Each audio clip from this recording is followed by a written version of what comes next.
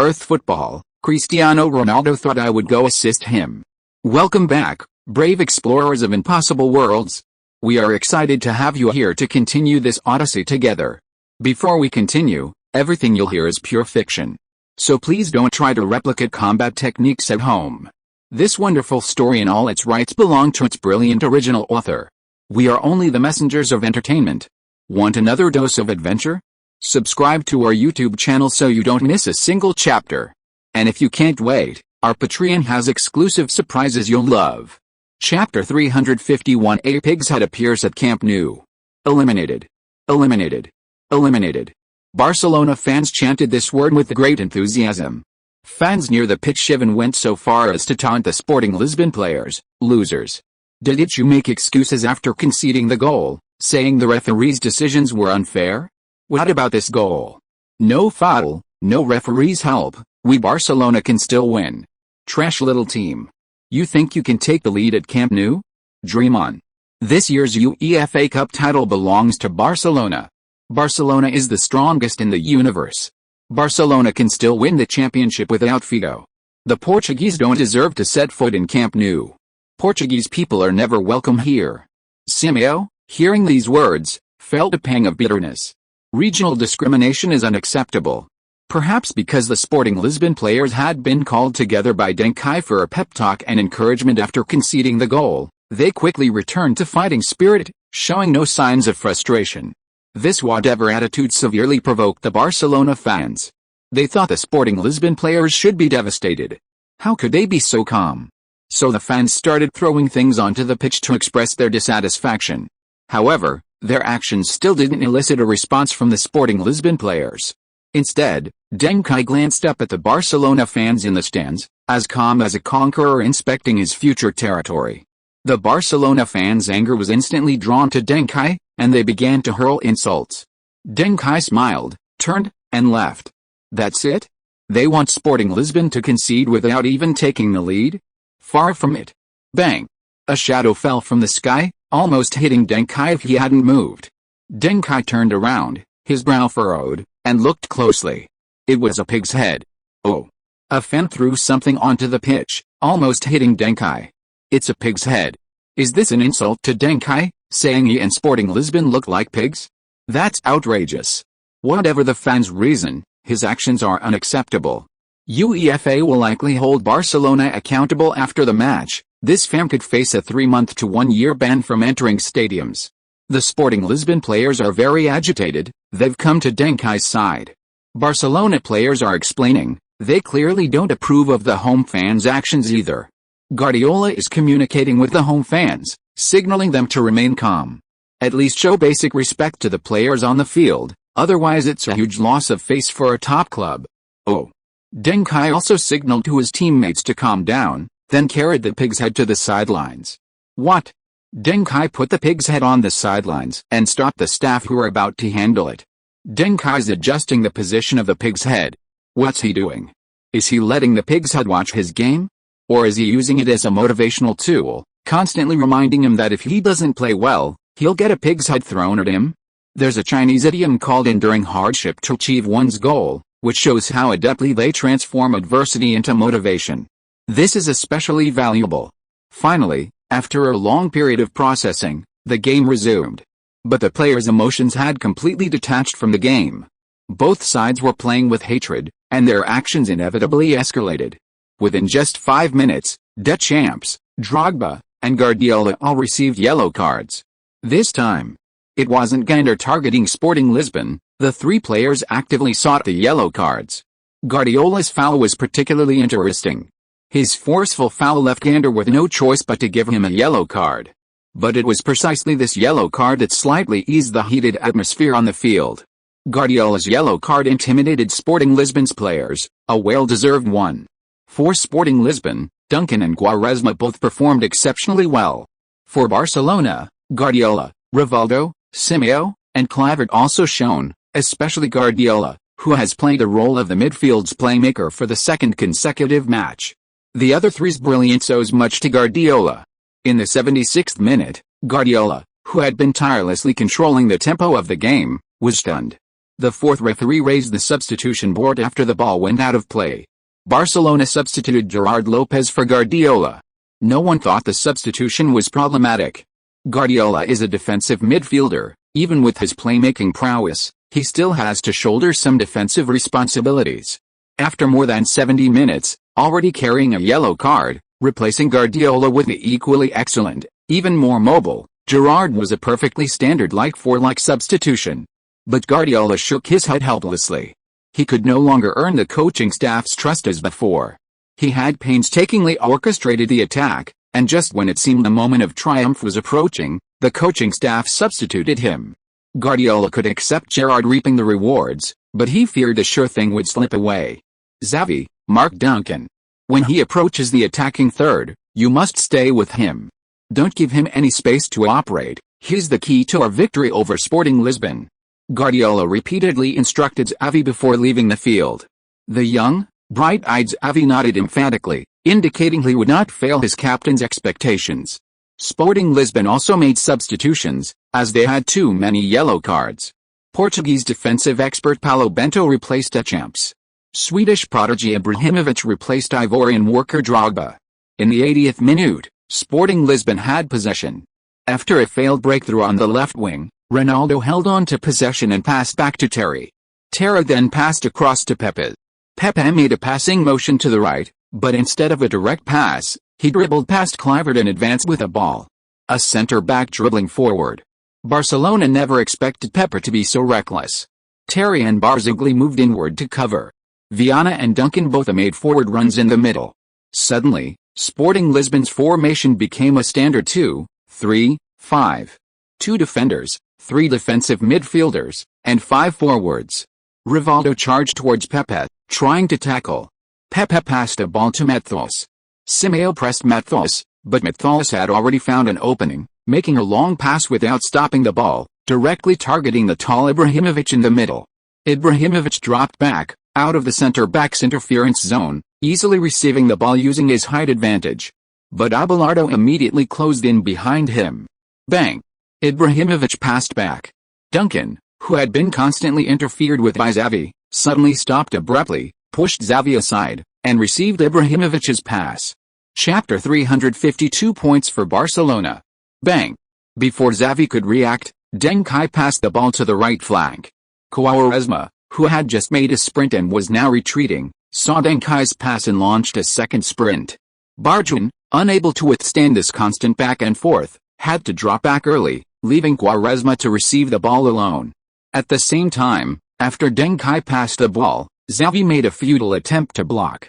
However, a moment's delay led to a significant setback. This block not only failed to stop Deng Kai's pass but also caused Xavi to lose control of Deng Kai's renewed forward run. Gerard. Xavi called out Gerard's name, hoping Gerard could stop Deng Kai. Guardiola had instructed that once Deng Kai entered the attacking third, his threat level would be at its highest. Gerard immediately moved to cover Deng Kai's position, and the two became entangled all the way to the edge of the penalty area, where Deng Kai was firmly marked behind Gerard. Bang! On the right flank, Quaresma received the ball, made a slight adjustment, and with a feint, shook off Barjon, gaining excellent space for a cross. Without hesitation, he delivered a classic cross. Ibrahimovic and Abelardo battled in the center, with De Boer also closing in, both trying to disrupt Ibrahimovic. However, no one expected Viana, making a run down the left flank, to suddenly run behind Gerard in the center. Gerard was momentarily distracted, then felt a lightness behind him. Duncan, who had been marked by Gerard, abandoned the center and suddenly ran towards the near post. Abelardo, noticing Duncan's path, immediately abandoned Ibrahimovic. His extensive defensive experience told him that Quaresma's pass wasn't aimed at Ibrahimovic's height, but at the previously unmarked near post. Sporting Lisbon's passing is truly superb. Without extensive positioning training, this kind of pass is just a haphazard Jaguar pass, a terrible pass that would get you dropped from the starting lineup. But with the accompanying positioning, it's a superb pass. Bang! Abelardo was willing but unable. When he was still more than a meter away from Deng Kai, Deng Kai had already leaped high. Deng Kai delivered a perfect lion's head header at the near post. Whoosh! The powerful ball nestled into the goal from a tight angle. Reina's attention was entirely on Ibrahimovic. He was completely unmoved by the goal. Goal.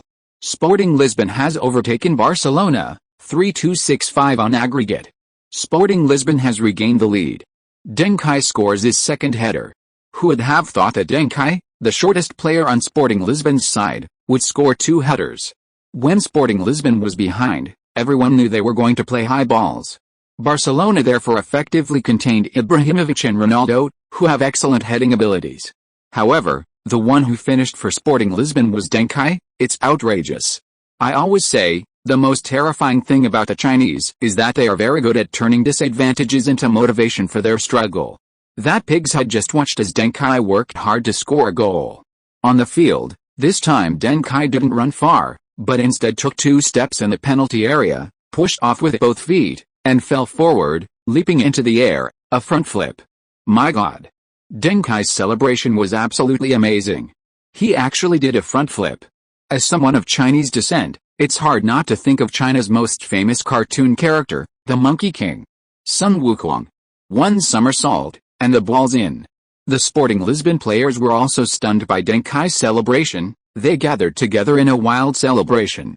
Deng Kai looked towards the fans section, the same section where they had thrown pig heads at him earlier. Barcelona fans were furious. The stadium was filled with boos. A barrage of insults came crashing down, but Deng Kai just calmly looked at the Barcelona fans, chest puffed out, proud like a king awaiting his submission. The change in the score gripped the hearts of all Barcelona fans. The Barcelona coaching staff responded immediately, making another substitution. With only 10 minutes left in the game, they needed a goal to equalize and force extra time. They had never needed a goal more than they did now. So they substituted Enrique, the right winger, for left-back Barjuan. Enrique came on as a right winger, Rivaldo moved to left, and Barcelona switched to a 3-4-3 formation. In the 82nd minute, Enrique, who had just come on, fully understood the coach's purpose in bringing him on, to strengthen the attack. The coach had even specifically told him that he could be more aggressive, as this was their home ground. So, Enrique immediately fouled Deng Kai. The referee didn't call a foul, but fortunately, Bento was focused and quickly dispossessed Enrique. In the 85th minute, Enrique retaliated with a foul on Bento. Bento, a workhorse player, wasn't particularly skilled with his feet, and Enrique actually managed to steal the ball and fall. The referee again ignored the foul. Deng Kai charged directly at Enrique, intending to use a foul as well, even though he already had a yellow card. You can't treat people like this. Bang! Enrique was lucky. He passed the ball first and then deliberately bumped into Deng Kai, using many dirty tricks. However, Deng Kai had come with the intention of fouling and hadn't held back, so in the collision, Deng Kai didn't suffer a loss, while Enrique himself felt pain in his ribs after being elbowed by Deng Kai. The ball flew into Sporting Lisbon's penalty area. Barzagli and Overmars engaged in a fierce contest. Barzagli's physical strength was definitely superior to Overmars, and ultimately, Barzagli leaped high and cleared the ball ahead of time. But the next moment, the entire Sporting Lisbon team erupted. Because the referee pointed to the penalty spot, indicating that Barzagli had fouled Overmars inside the penalty area. A penalty was awarded. Barzagli was completely stunned. First of all, he hadn't fouled Overmars at all. Overmars hadn't pushed Barzagli out of the way and had fallen on his own. Secondly, the point of contact wasn't inside the penalty area, it was at least half a meter away. After Overmars rolled on the ground, most of his body was still outside the penalty area. How blind must someone be to award a penalty? No, I didn't foul, and even if I did, I wasn't inside the penalty area. Barzagli tried to argue with the referee, but the referee completely ignored this nobody. Barzagli turned to Overmars, who was lying on the ground, and said, "Get up, you tell the referee whether you entered the penalty area or not." Barzagli was slightly agitated, and he reached out and pulled Overmars. This gave Enrique, who had rushed over, room to maneuver. Chapter 353. This time it's not a penalty kick? Enrique reached out and shoved Barzagli aside. Barzagli, being young, lost his footing and stumbled from the push, but managed to regain his balance. An experienced player would have fallen flat on their face. Guardiola, who are you implying? What's your purpose? Who told you to say that? Seeing Barzagli's expression, which seemed ready to attack, Enrique quickly went to push him again, his face screaming, "Hit me, I'm a jerk, hit me." Bang! Deng Kai rushed towards Enrique, slamming him to the ground with his chest, cursing, "You son of a bitch. You're really a jerk. Even if we lose this game today, I won't let a villain like you get away with it. I'll beat you to death. Damn it." Deng Kai, spewing vulgarities, was about to charge at Enrique again. Enrique, after falling to the ground, looked delighted. Deng Kai had finally lost his temper. He attacked. Wouldn't he get a yellow card? 2 yellow cards turned into a red card. After Deng Kai was sent off, wouldn't it be a piece of cake for Barcelona to score a goal with the referee's help? Perfect. Everything was so perfect. Enrique stood up and turned to referee Gander, who happened to be looking over. "Referee, Deng." Enrique was about to complain, but he couldn't get the words out. Because on the other side, a boy with naturally curly hair rushed towards Enrique and delivered a flying kick, paying homage to action star Bruce Lee. Enrique was brutally kicked by Pepe. At this moment, not only the players on the field and the fans on the sidelines, but even the directors, commentators, and viewers in front of the TV were completely dumbfounded. This martial arts move was too standard and too rare. This is football, not a boxing ring. That Pepe. He's got a really fiery temper. CCTV commentator Wang Jiangxiang, who had been holding back his anger throughout the match, finally unleashed it all. This player is just too fiery. But I love him. Please remember his name, Pepe. The great Brazilian center-back, he has inherited the glorious tradition of brotherly football. Tyson, Ali, Bruce Lee, Jackie Chan, and Wang Feihong are all embodied in him at this moment. At this moment, he is not fighting alone, he is not alone. Wang Jiangxiang was emotional, finally finding his favorite and most proficient commentary style, and began to deliver a classic performance. Gunny. After kicking Enrique away, Pepe spat at him. "If you touch my teammate again, I'll break your leg." After saying that, Pepe walked towards the sidelines without looking back. He paused slightly as he passed Deng Kai and said, "Kai, I'm sorry, He knew he had made a mistake. This kick was definitely a red card. The team would now be playing with 10 men. And in today's officiating environment, this was practically handing victory over to Barcelona. However, Deng Kai grabbed Pepe and walked him to the sidelines. "No need to apologize, you did a fantastic job. If there's anything that wasn't perfect, it's that we didn't kick him a few more times." Pepe was surprised and turned to look at Deng Kai. "Wait for us at the tunnel entrance. After the match, we'll celebrate the team reaching the UEFA Cup final together," Deng Kai said, patting Pepe's vest and seeing him off the field. Pepe's eyes reddened, and he nodded repeatedly. Meanwhile, Maxi, who had just returned to the sidelines, immediately rushed over with a towel, escorting Pepe into the players' tunnel like a hero. He held up the towel to shield Pepe from debris thrown from the stands, but he himself was hit on the forehead by a coin and bled quite a bit. After realizing what had happened, the Barcelona fans erupted in a tirade, cursing Sporting Lisbon. But on the pitch, things remained relatively calm. Pepe's actions made the Barcelona players realize that they had really been bullying him today. Everyone knew the standards of Gander's officiating. Even a rabbit will bite when cornered. The Barcelona players therefore chose to let the matter drop. Of course, that was because Gander had shown a red card to Pepe and a yellow card to Barzagli. Enrique also received a yellow card. Although Enrique claimed that Duncan pushed him, after consulting with a linesman, Gander ultimately didn't show Duncan a card because Duncan hadn't touched him. If Gander had sent off 2 Sporting Lisbon players in one go, there would have been a huge mess today. He himself wouldn't have dared to do that. On the sidelines, Trigura jumped up and cursed at the referee. Gander, prompted by the 4th official, gave Trigura a yellow card. Then, Rivaldo took his second penalty of the day. With a powerful left-footed shot, the ball once again nestled into the net, Schmeichel guessing wrong. Rivaldo scored his second penalty, helping Barcelona equalize. The Barcelona fans in the stadium erupted in cheers. A goal is good. They didn't care how the penalty was awarded. The aggregate score was now 6-6. Both teams scored 3 away goals, resulting in a draw. If no further goals were scored in regular time, the match would go into extra time. At that point, Barcelona's one-man advantage would become even more apparent. Barcelona clearly had this in mind. After the restart, the entire Barcelona team stayed in their own half, not in a hurry to score. When they had possession, They didn't commit too many players to attack. Gerrard and Xavi almost never left their own half, only allowing Rivaldo to try and organize attacks in the attacking third. On Sporting Lisbon's side, Deng Kai wasn't in a rush either, signaling to his teammates to control the tempo. In the 86th minute, Deng Kai played a through ball to Ibrahimovic, who had dropped back. Ibrahimovic was fouled by Abelardo as soon as he received the ball. Gander didn't even give Sporting Lisbon a free kick, as it was too dangerous from that position. In the 88th minute, Deng Kai received a pass from Viana and chipped it into the penalty area, where Ronaldo burst in and volleyed a powerful shot. The angle was too tight, and the ball was parried away by the prepared Reina, flying to the other side. Quaresma met the ball with a shot from the right side of the penalty area. Gerrard dived to block the ball, but he hadn't anticipated that Quaresma's shot would be a shot with the outside of his foot, the ball curving backwards. Therefore, Gerrard's leg didn't block the ball, but his hand did.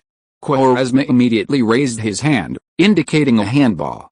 The other Sporting Lisbon players also raised their hands.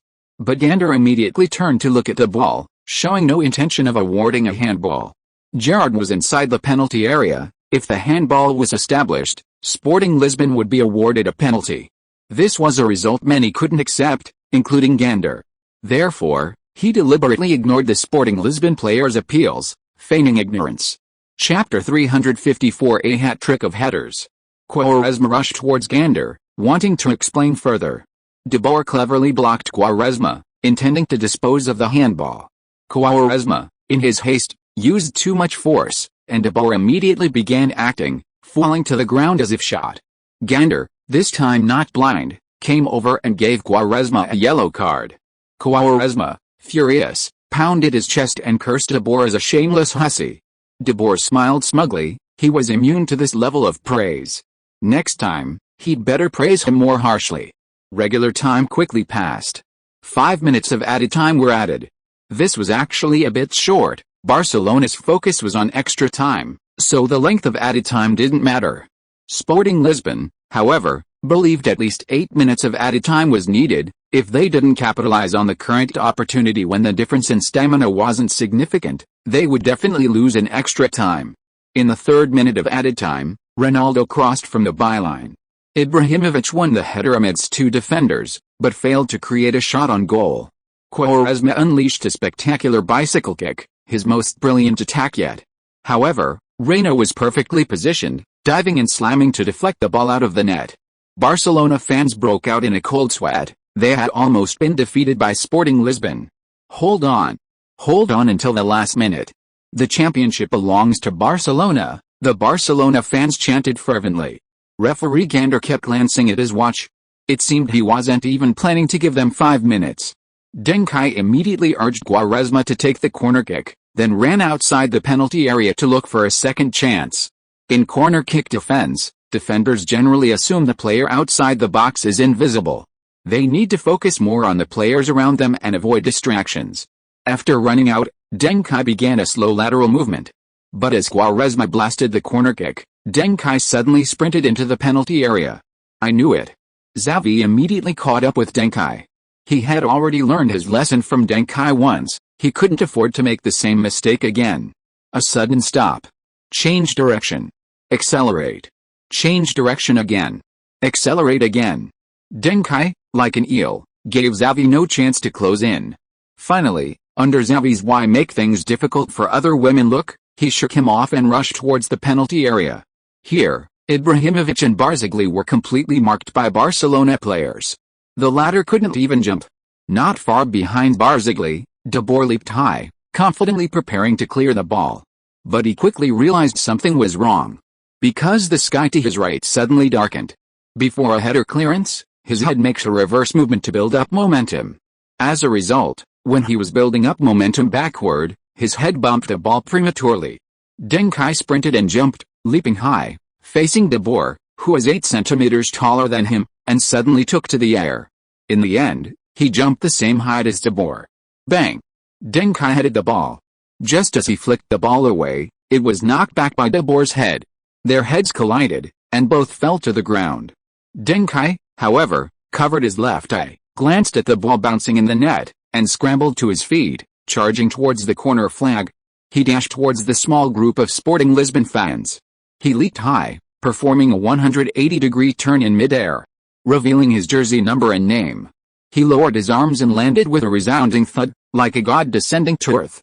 To support the acceleration from his body, his legs were slightly bent, which only added to his imposing presence. The fans and Deng Kai erupted in a unique celebration.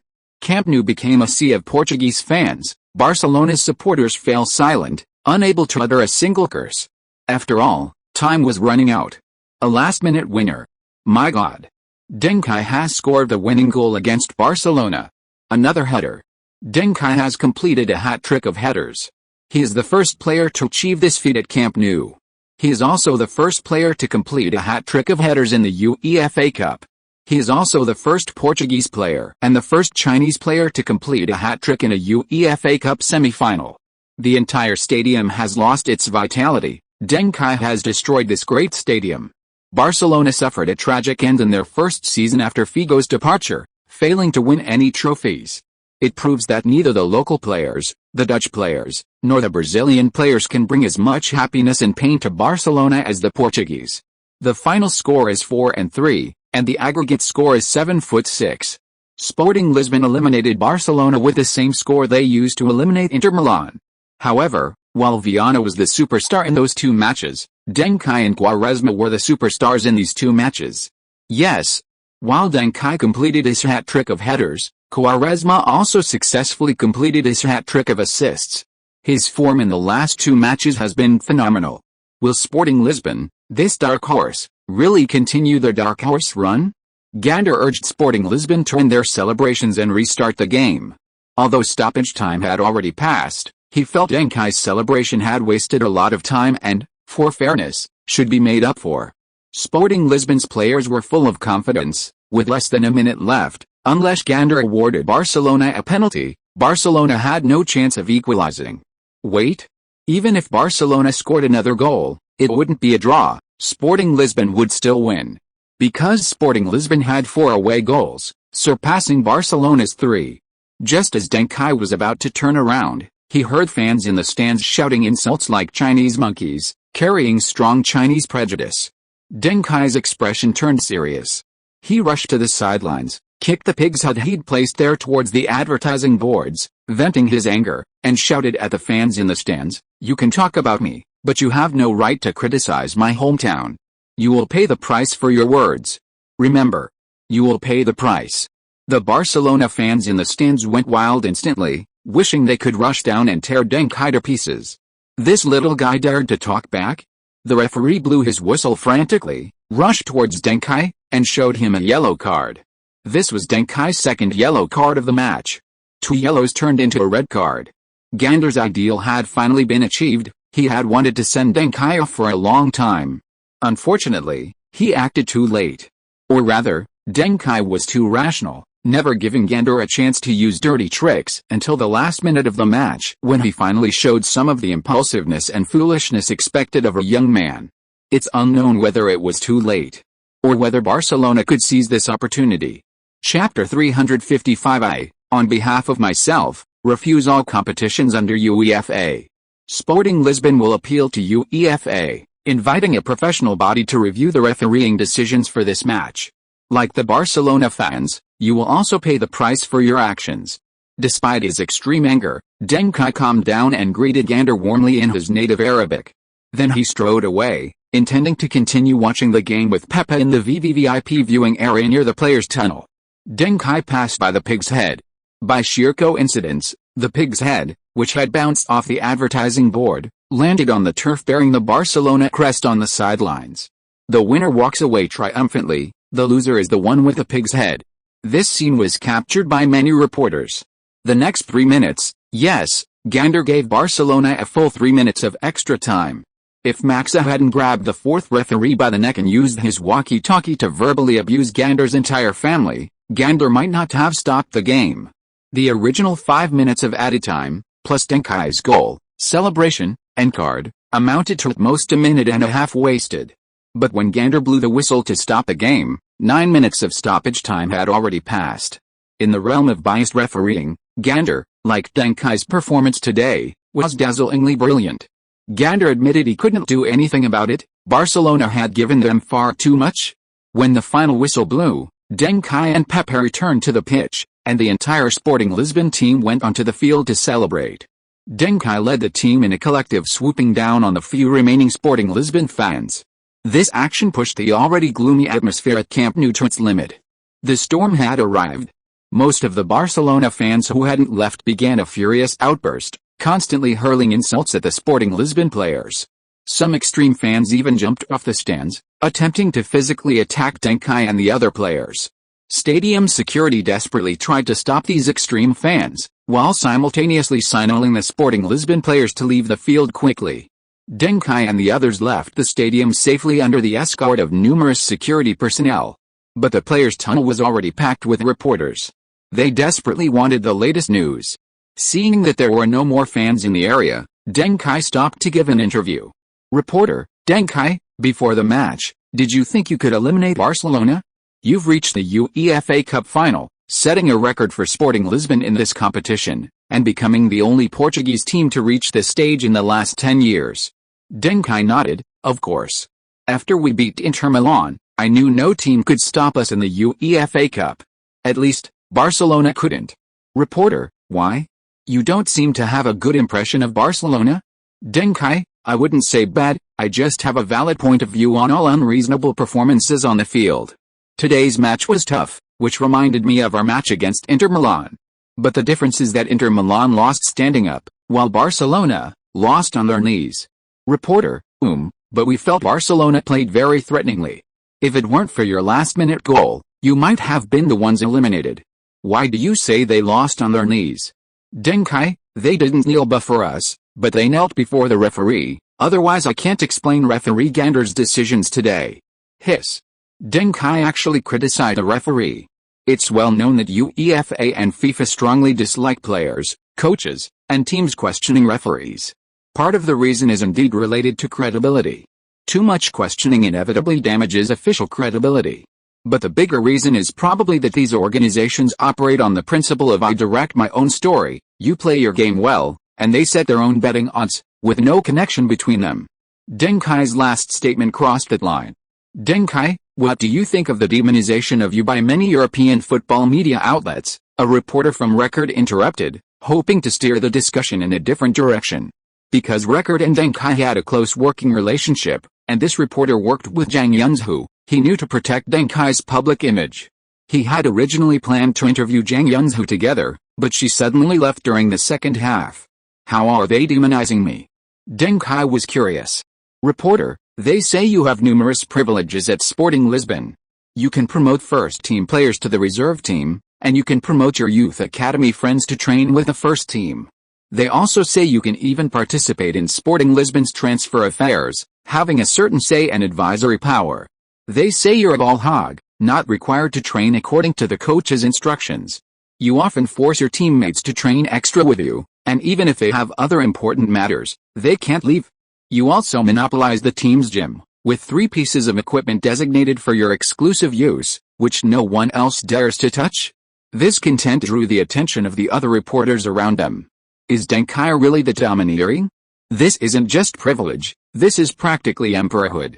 Many reporters were no longer willing to listen to Deng Kai's explanation, they were devising sensational headlines to grab attention and traffic. Deng Kai laughed: if that's all, I don't think the European media has demonized me. What they were saying is just the tip of the iceberg. The reporters nodded, then paused, stunned. What was Deng Kai saying? He admitted it. Deng Kai: actually, there are still many more aspects of me that I'm demonized.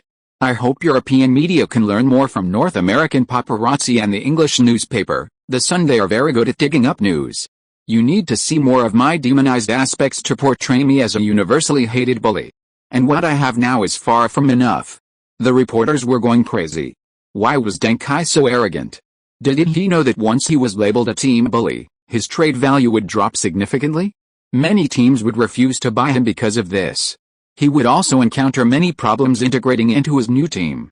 Don't underestimate these problems, they could very well turn a superstar into a flop. Reporter: okay, I believe that after today, many reporters will be willing to dig up your story. We might soon see a complete demonized version of you. So, can you talk about your and the team's prospects? Like the final or something? Deng Kai, it's too early to talk about the final. Reporter?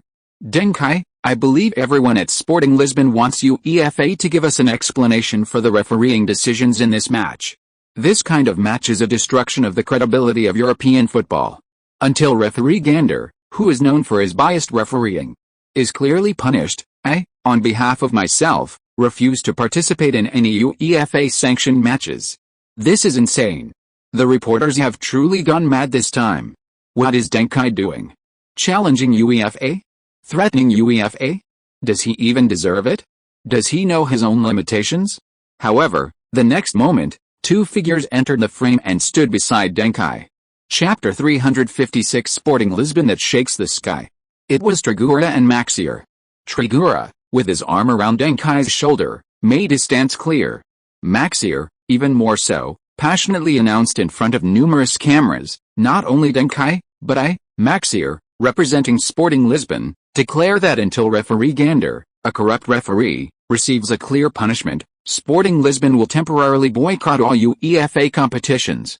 We can forego the championship, but we must have fairness. For details, please proceed to the Diamond Conference Room at the Fairmont King Juan Carlos I Hotel. We will hold a press conference later to analyze all the problems in this match in detail and simultaneously file an appeal with UEFA. Boom. A thunderbolt. Only after the three had disappeared from the camera's view did the reporters react. They frantically made calls to report this explosive news to their headquarters. The sky had fallen. The sky of European football was about to fall. Sporting Lisbon was about to do something big. In fact, many people's impression of Sporting Lisbon was weakness. During the UEFA Cup group stage, Sporting Lisbon suffered unfair refereeing.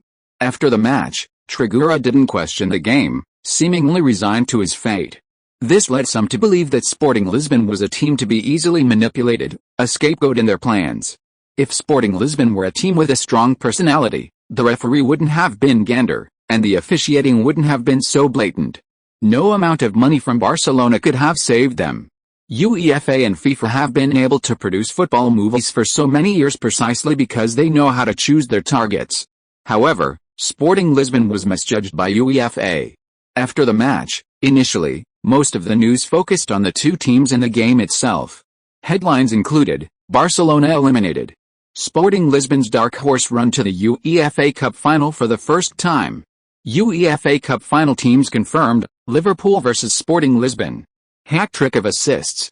Quaresma continues his superb performance, key assist helps team turn the tide.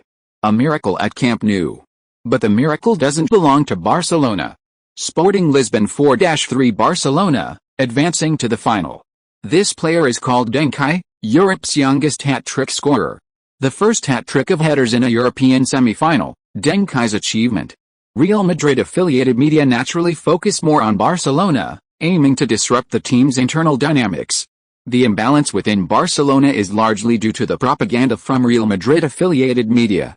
Of course, the same problem is also becoming serious within Real Madrid itself.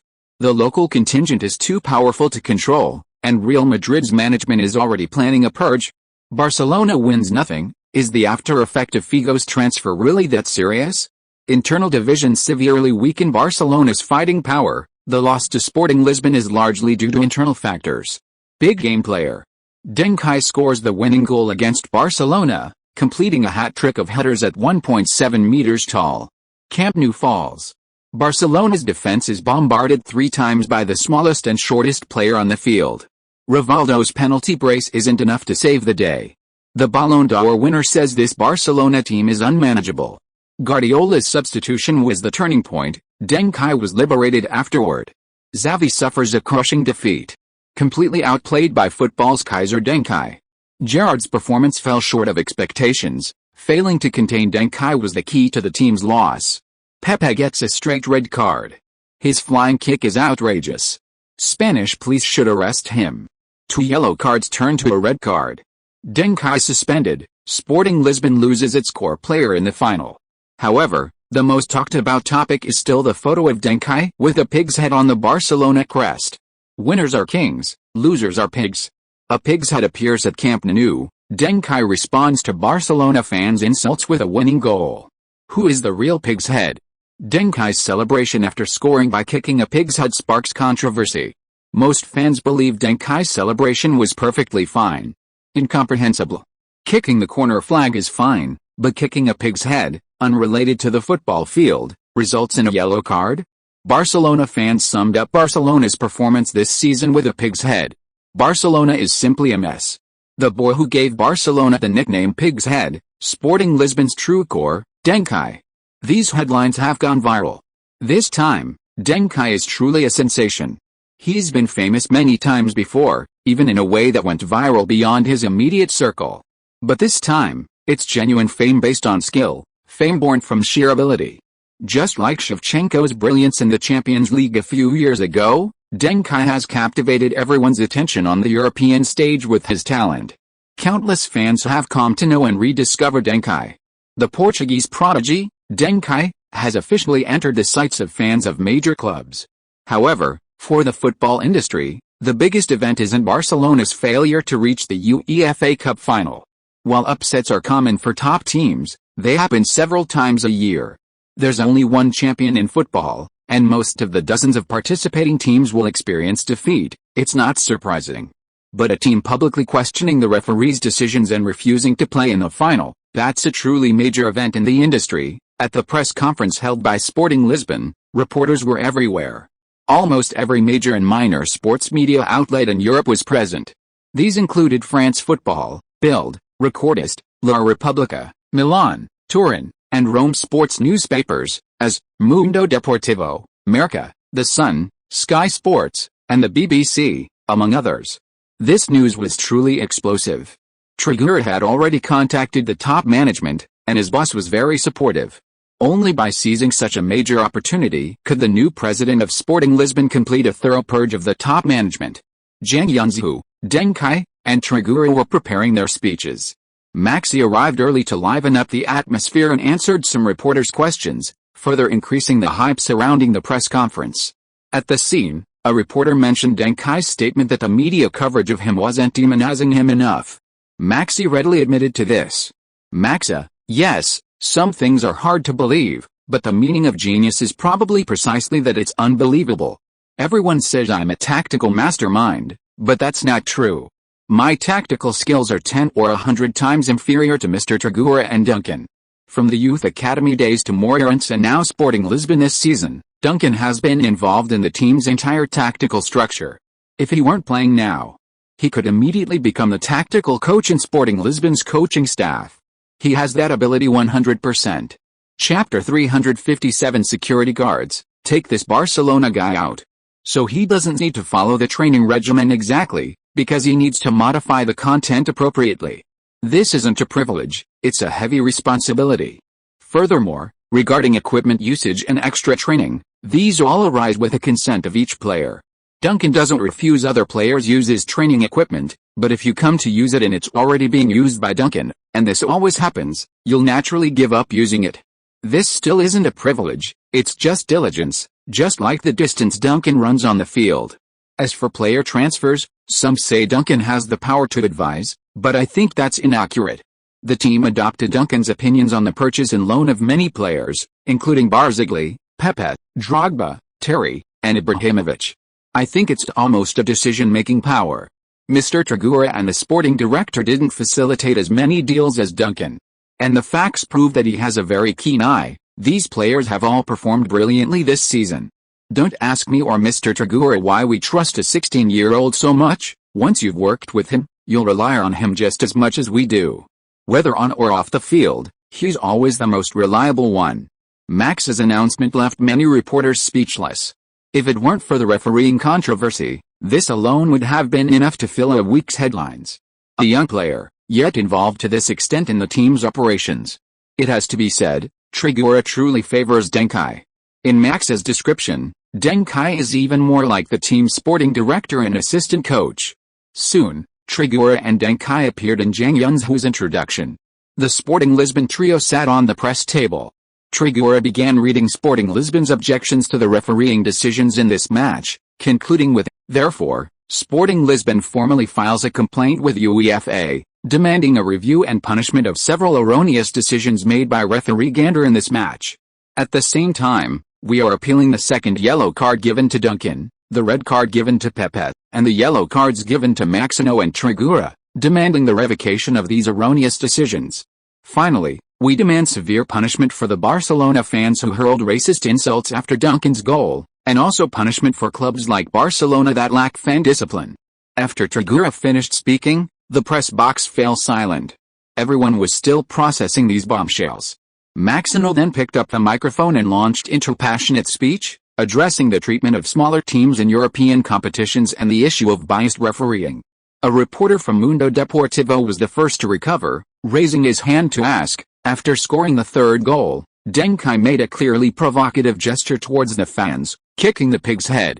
His second yellow card was not only justified, but he should also receive an additional UEFA ban. Max nodded, "Security, remove this Barcelona player. We don't welcome anyone related to Barcelona here for now. If kicking the pig's head is provocation, then what about throwing the pig's head earlier? And throwing the pig's head was clearly aimed at Deng Kai, that was intentional injury.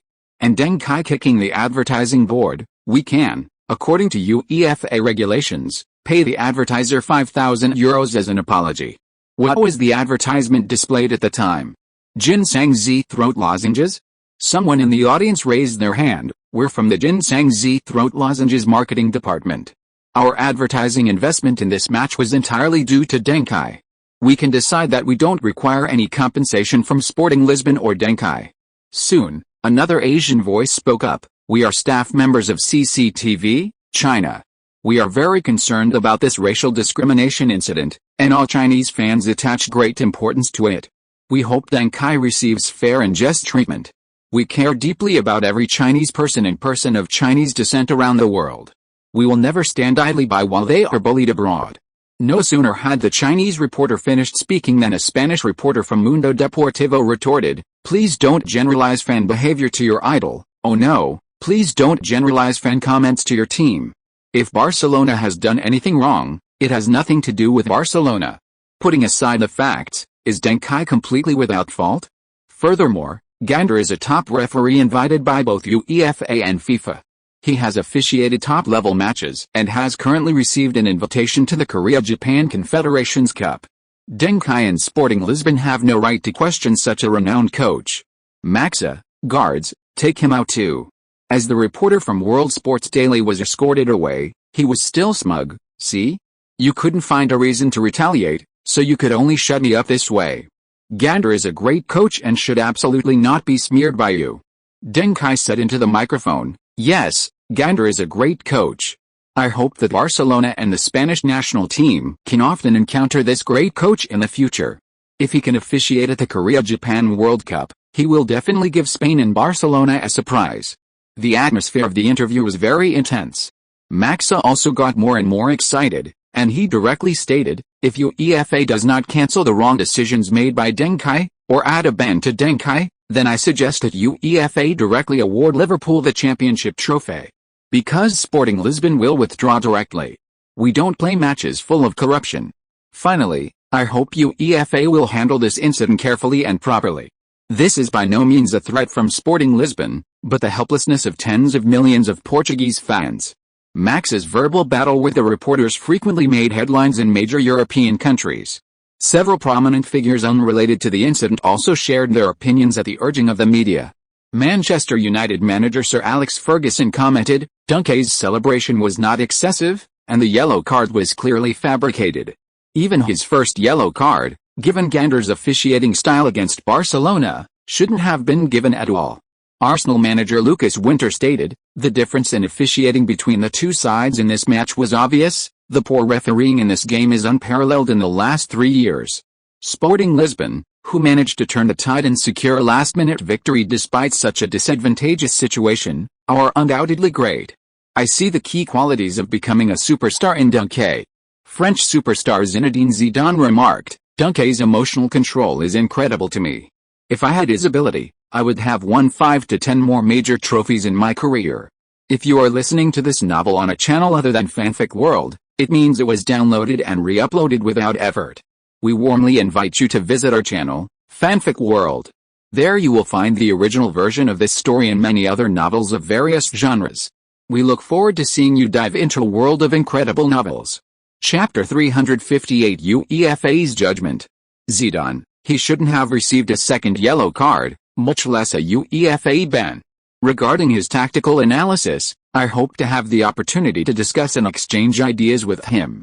Figo, the Portuguese superstar, I bear a great deal of responsibility for the inhumane and unfair treatment Sporting Lisbon received at Camp Nou. I hope Barcelona fans will direct their anger at me, not at the young Portuguese players. This was a historic and brilliant match. The performances of talented young players like Duncan and Quaresma gave me a glimpse of Portugal's future. I desperately hope they continue to grow. I'm waiting for them in the national team. Inter Milan president Moratti, we were eliminated by Sporting Lisbon, and I initially disliked that team. But in their match against Barcelona, I saw our own reflection. Sporting Lisbon, like Inter Milan, suffered clearly unfair refereeing decisions. I support Sporting Lisbon's fight for justice, and I also support Duncan's actions. If he were at the San Siro, he would be a hero to the fans. German Ballon d'Or winner Lothar Matthäus, fuck you. Barcelona is a bunch of dogs. Gander is a complete jerk. If UEFA does nothing, may all those damn members of parliament have sons who are dead. It's clear that Matthäus, as a participant in the match, was more emotional. Furthermore, someone recorded a video of Barcelona player Semeo's confession to a friend. The penalty I won? No, it wasn't a penalty. As a player, my professional ethics prevent me from admitting it was a penalty. Pepe made a perfect defensive play, he poked the ball away early. My fall had nothing to do with him, but I couldn't say that. As a Barcelona player, I shouldn't have said those things at the time. I tried to explain to the referee, but Guardiola reminded me that it was a penalty for the whole team, not just mine. I couldn't ruin a game for Barcelona because of my own morals. You know how important that penalty was for us at the time. Without it, the game might have been over in the first half. Sporting Lisbon played so well that day, we couldn't stop them at all. In fact, it wasn't just my penalty. Overmar's penalty was also very problematic. Everyone saw it, he was at least half a meter from the penalty area, and Barzagli didn't foul. Including Gerrard's handball. That's why we, as Barcelona players, collectively remained silent after the match. Even if the fans don't admit it, some truths we have to acknowledge. Semeo's recording undoubtedly caused a huge uproar. While it couldn't be used as evidence, this heartfelt private conversation was more authentic. The situation gradually escalated. UEFA's operation of matches in recent years had drawn much dissatisfaction. Coupled with their ongoing reforms to several competitions, most people instinctively resisted change. Therefore, Sporting Lisbon's appeal was almost a rebellion. European football was experiencing its biggest upheaval in a decade. UEFA was facing its biggest crisis since its inception. They held 5 consecutive meetings, lasting 3 days and 3 nights, and finally made a ruling on issues related to the second leg of the UEFA Cup match between Sporting Lisbon and Barcelona. UEFA President Lennart Johansson personally read the ruling in front of hundreds of media outlets. The ruling was so detailed that it took a full half hour to read. Except for Barcelona fans, almost everyone applauded the ruling. One of the rulings was that Maxic received a 5-match ban and a €3,000 fine for criticizing UEFA and issues related to fair play. The second ruling upheld the original yellow and red cards issued to Maxic, Trigueira, Pepe, and other Sporting Lisbon players. Pepe, however, received an additional 2-match ban on top of his red card suspension for a malicious act. These 2 rulings nearly caused an uproar among Sporting Lisbon fans. But many watching on television knew that Sporting Lisbon had likely won their appeal. In other words, a team had finally succeeded in appealing to UEFA. Pepe's red card and the other players' yellow cards were either already indisputable or insignificant. Sporting Lisbon's appeal had only one purpose, to save face for UEFA. And UEFA wisely accepted this. The third ruling was that, after review, Duncan's second yellow card was deemed a misjudgment. The player's celebration did not involve any violation, including provoking fans, and therefore was overturned. However, Deng Kai's post-match comments regarding UEFA and the game should be punished. Therefore, Deng Kai will receive a 3-match ban next season. This news sent Sporting Lisbon into a frenzy, erasing the resentment from the previous 2 points. Let alone a 5-match ban for Maxi. Even a 50-match ban wouldn't be a problem. Maxi? Pepe is an important rotation player for the team. Sporting Lisbon could afford to ban him, or even a starting player. But a Deng Kai ban is unacceptable. After numerous tests this season, everyone has realized that Deng Kai is the team's only true core. They can't function without him. Deng Kai's appearance in the UEFA Cup final is the biggest concession UEFA has ever made. Sporting Lisbon's lament has finally triumphed over UEFA's darkness. Barcelona fans, in turn, have launched a furious protest on various social media platforms. This is the darkest day in European football history. UEFA has made a terrible decision. UEFA must have been pressured by China, otherwise they wouldn't have made such an outrageous ruling. I have no objection to revoking Deng Kai's second yellow card, but why does the additional 3-match ban only take effect next season? Darkness. Utter darkness. Our pristine Barcelona has suffered the greatest injustice in UEFA Cup history. UEFA must give us an explanation. Why were Pepe and Maxi's bans given out directly, but Deng Kai can play in the UEFA Cup final? Even if superstars like Zidane, Ronaldo, Figo, Rivaldo, Beckham, and Bergkamp were banned for the semi-finals, they couldn't participate in the final. This is a rule everyone knows, and no one can defy it. Many famous players miss the most important matches of their lives because of this, but now this rule has been broken in front of Deng Kai. UEFA's move will bring shame to all of European football. Chapter 359 Good Friday at Camp Nou. We absolutely cannot accept this unfair ruling. This blatant violation of the rules is far more disheartening than the controversies on the field. I'm a Barcelona fan, but I think this is extremely unfair to Liverpool. To the person upstairs, we Liverpool fans have no objection. With or without Duncan, we'll still be UEFA Cup champions. Don't bring us any negative publicity. Yes, we Reds are going to play our strongest team. We're very pleased that Duncan was able to play. Barcelona fans continue to criticize the ruling regarding Duncan. Finally, UEFA officially clarified, many Barcelona fans have objections to the verdict against Deng Kai. We would like to clarify again that we hope Barcelona fans will stop making unreasonable demands. Deng Kai was born on August 5, 1985, and will only officially turn 16 on August 5 of this year. He was only 15 years and 225 days old when he completed his hat-trick of headers at Camp Nou. According to the UN Framework Convention on the Protection of Minors, UEFA's punishment of Deng Kai will only officially take effect after he turns 16. Therefore, before that, Deng Kai can participate normally in relevant UEFA competitions, namely the UEFA Cup Final. WTF? The law on the protection of minors? UEFA's explanation silenced the Barcelona fans. This tactic of stacking privileges is very effective in Europe and America. The more special and niche a group is, the more privileges they possess. It's as if you are a normal and ordinary person, you deserve to be treated like a beast of burden. The fact that this trend has even emerged is absurd. Barcelona dares to criticize Deng Kai, Sporting Lisbon, and even UEFA, but they would never dare to criticize groups like the Underage Association, Vegetarian Association, Genderless Love Organization, or One Fat Peach Book Club. However, Barcelona's silence doesn't mean the matter is over. Subsequent punishments from Barcelona caused widespread outrage among fans. The fourth ruling, the Spanish cattle and Barcelona fan, XXXX, who threw a pig's head at Deng Kai, was banned for life from attending all UEFA-sanctioned matches for his offensive and harmful behavior towards player Deng Kai, violating multiple fan agreements. He is also banned from entering Camp Nou for 3 years for any reason. Barcelona is also held responsible for the racist abuse that occurred at Camp Nou after Deng Kai's goal. Barcelona's poor fan management and lack of positive guidance resulted in a €100,000 fine.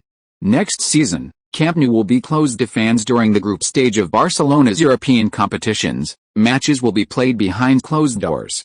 UEFA and La Liga have reached an agreement that Barcelona will be required to display massive posters across all 4 stands of their home stadium for the next La Liga match, expressing their opposition to racial discrimination and apologizing to coach Deng Kai and all Asian fans. The apology posters will remain displayed continuously in the North Stand for die-hard Barcelona fans throughout the match, and fans are not allowed to damage them, otherwise, the punishment will extend to the next round, and so on. Furthermore, Barcelona players Enrique and De Boer have received an additional one-match suspension for their on-field actions. This ruling has essentially cemented Barcelona's place in history as a disgrace. Compared to the punishment imposed on Sporting Lisbon, Barcelona's punishment is far more severe. After all, Sporting Lisbon's punishment involved individuals, and insignificant ones at that. But Barcelona's punishment primarily affects the club, which is a direct slap in the face. Would Barcelona have been subjected to such a severe beating if UEFA hadn't held some leverage over them? Barcelona fans are spreading the word, urging others to file an appeal. However, the Barcelona club remains silent. This made Barcelona fans feel particularly aggrieved. The day the verdict was announced became Camp Nou's day of mourning, used to express the injustice Barcelona suffered. Barcelona fans could only vent their anger on their own players, like Simeone, launching a frenzied online bullying campaign against him on social media. Barcelona officials dared not appeal, dared not challenge UEFA, and pushed Simeone out as a scapegoat. A player change became the perfect excuse. Barcelona demoted Simeone from the first team to the reserve team. It was clear that they did not intend to give Simeone any playing time for the remainder of the season. At the same time, Barcelona also hinted at selling Simeone in the transfer market. They believed that with Simeone's performance this season, recouping their investment would not be a problem. 15 million euros was their asking price for Simeone. And soon, someone delivered an offer that satisfied Barcelona. It was Benfica, who were willing to acquire Simeone for 13 million euros, very close to Barcelona's target price. However, Simeone publicly stated that he had broken ties with Barcelona, arguing that relegating a high-performing player like himself to the reserves was an insult to a professional player, and he would never accept such an arrangement. Faced with the relentless abuse from Barcelona fans, Simeone could no longer tolerate it. Media outlets captured video footage of Simeone clashing with Barcelona fans outside the training ground. Many non-Spanish fans praised Simeone. In a media interview, Simeone stated, "Deng Kai said that players who actively join Barcelona rarely have a good ending. I think my experience has come true, but it doesn't mean there's anything wrong with my ability. All of Europe knows how good I am." In the series of matches where Barcelona lost to Sporting Lisbon, Quaresma and I went toe-to-toe, contributing goals, assists, penalties, and breakthroughs. No one could stop me. If I want to return to Portugal, I will only accept an offer from Sporting Lisbon. I won't go anywhere else. Simeone rejected Benfica's lucrative offer. His life trajectory took a dramatic turn. Similarly, the teams that admired Simeone also underwent significant changes. Several teams, including Manchester United and Liverpool, were interested in acquiring Simeone, but they all tacitly offered extremely low prices. Prices like 3 million and 3.5 million euros were enough to make Barcelona cringe. Undoubtedly, Barcelona would suffer a huge loss in the Simeone deal. Besides Simeone, reporters frequently tried to interview Overmars and Gerard Lopez. These two players also had controversial performances in that match, which were concretely confirmed by Simeone's recording. Both avoided discussing the match and refused all related interviews, seemingly providing even more conclusive evidence. Finally, UEFA's fifth ruling became the climax of the decision. UEFA stated that Gander's officiating involved a major error and would impose an indefinite ban on him. Effective immediately. Gander is permanently disqualified from officiating any UEFA-sanctioned match or any European football match. The fewer the words, the bigger the problem. Gander was essentially blacklisted by UEFA. Egyptian fans, who support Gander, strongly protested this decision. They didn't understand football or the rules, they only recognized nationality and felt that Gander had been bullied abroad. However, a 9-year-old ball boy named Mohamed Salah ripped away the veil of secrecy surrounding Egyptian football. "I support Deng Kai, I'm his fan, he played a fantastic game. The referee's decisions were very unfair, I dislike Gander and am ashamed of him." This ball boy's comments were liked by his football idol, Deng Kai. Suddenly, Gander became a pariah, hated by everyone. Except for Barcelona fans and most Egyptian fans, everyone despised him. Chapter 360 Next, it's time to witness yet another European treble winner being crowned. However, things quickly took a turn.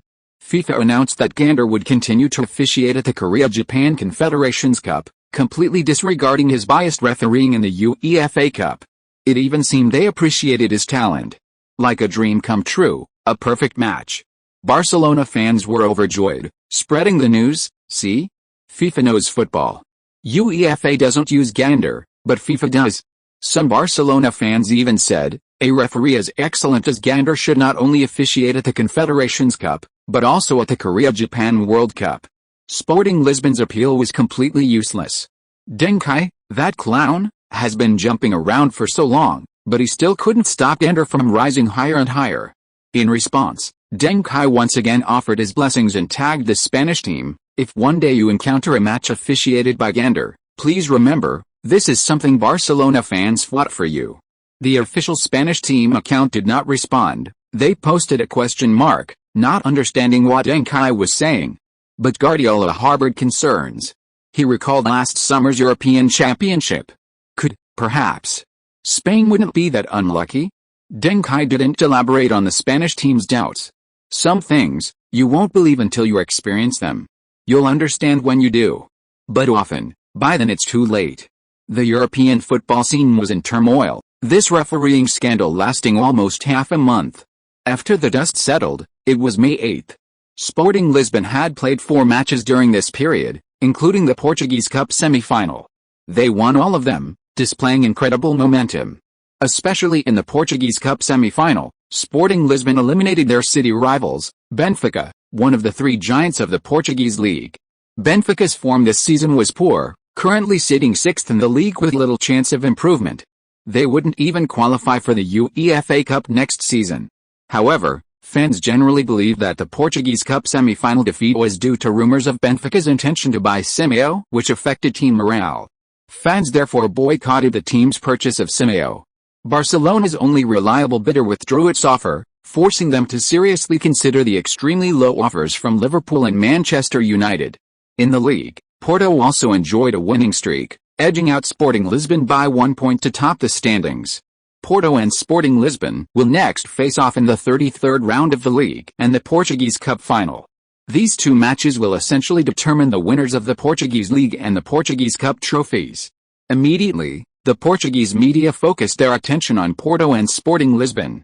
On the eve of the 33rd round of the Portuguese League, Porto's star player, Jardel, gave an interview. He was very optimistic about the next 2 matches because his league goal tally had surpassed 40. This is the first time in his career that he has scored over 40 league goals in a single season. He has set a new record. Meanwhile, Sporting Lisbon's young striker Cristiano Ronaldo, who had been closely marking Jardel in the league, currently has only 29 goals, ranking 2nd in the Portuguese league's goal tally. With only 2 league matches remaining, Ronaldo cannot catch up with Jardel unless he averages 5 goals per game and Jardel doesn't score.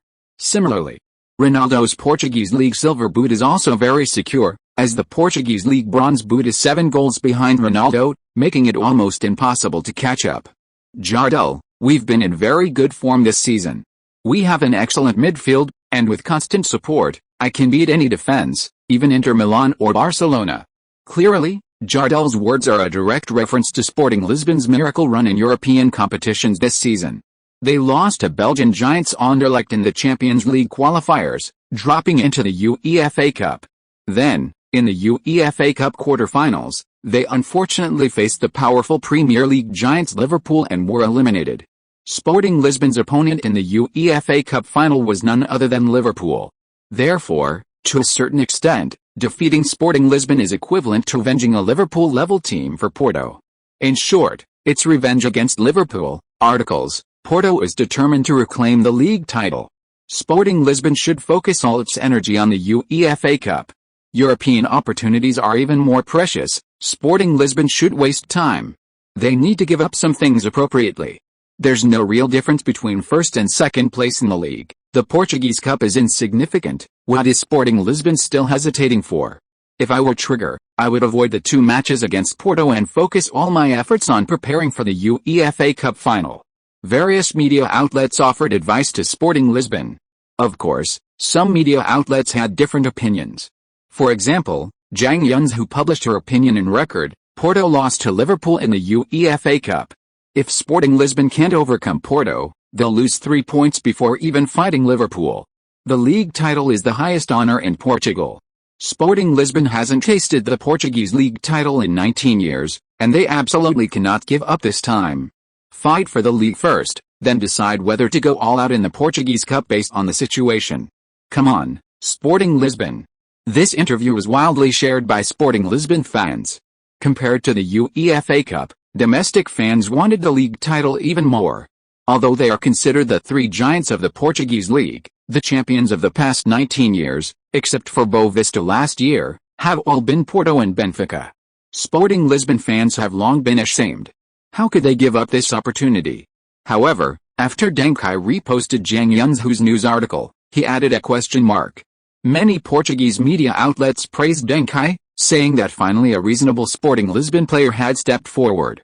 Porto Daily highly praised Deng Kai as an outstanding midfielder emerging from the Portuguese league this season. Deng Kai's mind is absolutely very intelligent. His questioning of Zhang Yunhu shows that Sporting Lisbon has already made a choice. In both the league and the Portuguese Cup final, Sporting Lisbon is very likely to adopt a strategy of half rotation or even full rotation. We support this adjustment for the UEFA Cup and wish Sporting Lisbon a wonderful match against Liverpool, bringing the UEFA Cup back to Portugal. Clearly, Porto was satisfied with Sporting Lisbon's proactive concession.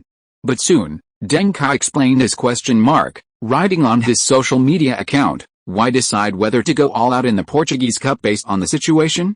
Sporting Lisbon will not give up any trophy. Next, it's time to witness another European treble winner being crowned."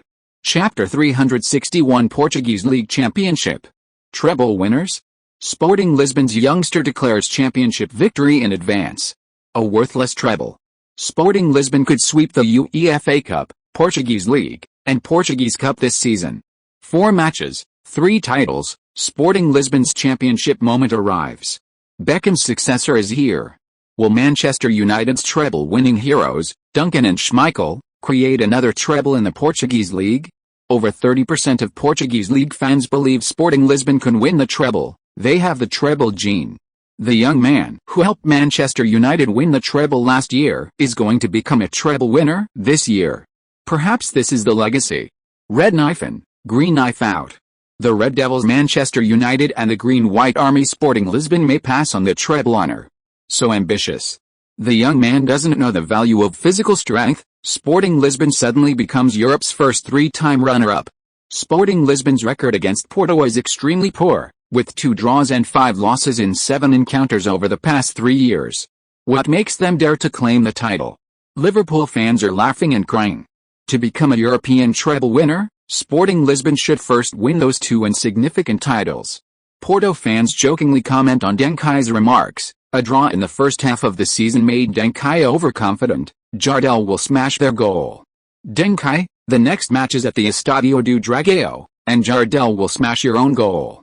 Soon, May 14th arrives.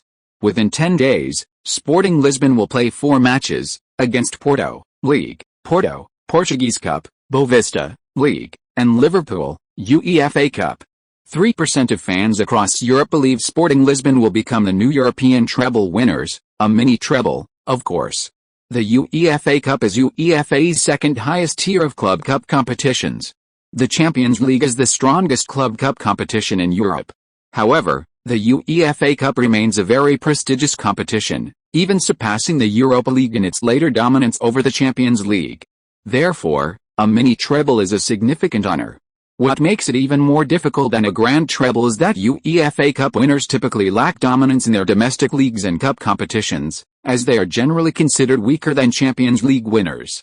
Thus, Manchester United was the first team outside Europe's top 5 leagues to achieve a treble, followed by PSV Eindhoven, Ajax, and Celtic. However, the mini treble is currently vacant, awaiting its first owner. This mini treble differs from the later, less prestigious treble, any 3 titles. It specifically refers to winning the UEFA Cup, the top domestic league, and the top domestic cup. Titles like the Super Cup, Community Shield, Toyota Cup, Club World Cup, and even the UEFA Cup are not considered. The starting lineups for Porto and Sporting Lisbon have evoked many reflections. Sporting Lisbon actually intended to challenge Porto for the league title. They fielded their full-strength lineup: Cristiano Ronaldo, Drogba, Quaresma, Viana, Duncan, Matheus, Pepe, Terry, Font, Barzagli, and Schmeichel. Pepe had been a regular starter for some time, almost completely replacing Deschamps. Many believe this was Sporting Lisbon's silent reward for Pepe's UEFA Cup slam against De Boer. Barcelona fans protested, but Sporting Lisbon unilaterally declared their protest invalid, their players. They could field them however they wanted. As the whistle blew, the match officially began. The fans at the Estadio do Dragão were in high spirits, singing their team anthem for 12 minutes straight to express their determination to win the title. They were the most successful team in the Portuguese league over the past decade, the undisputed #1 powerhouse.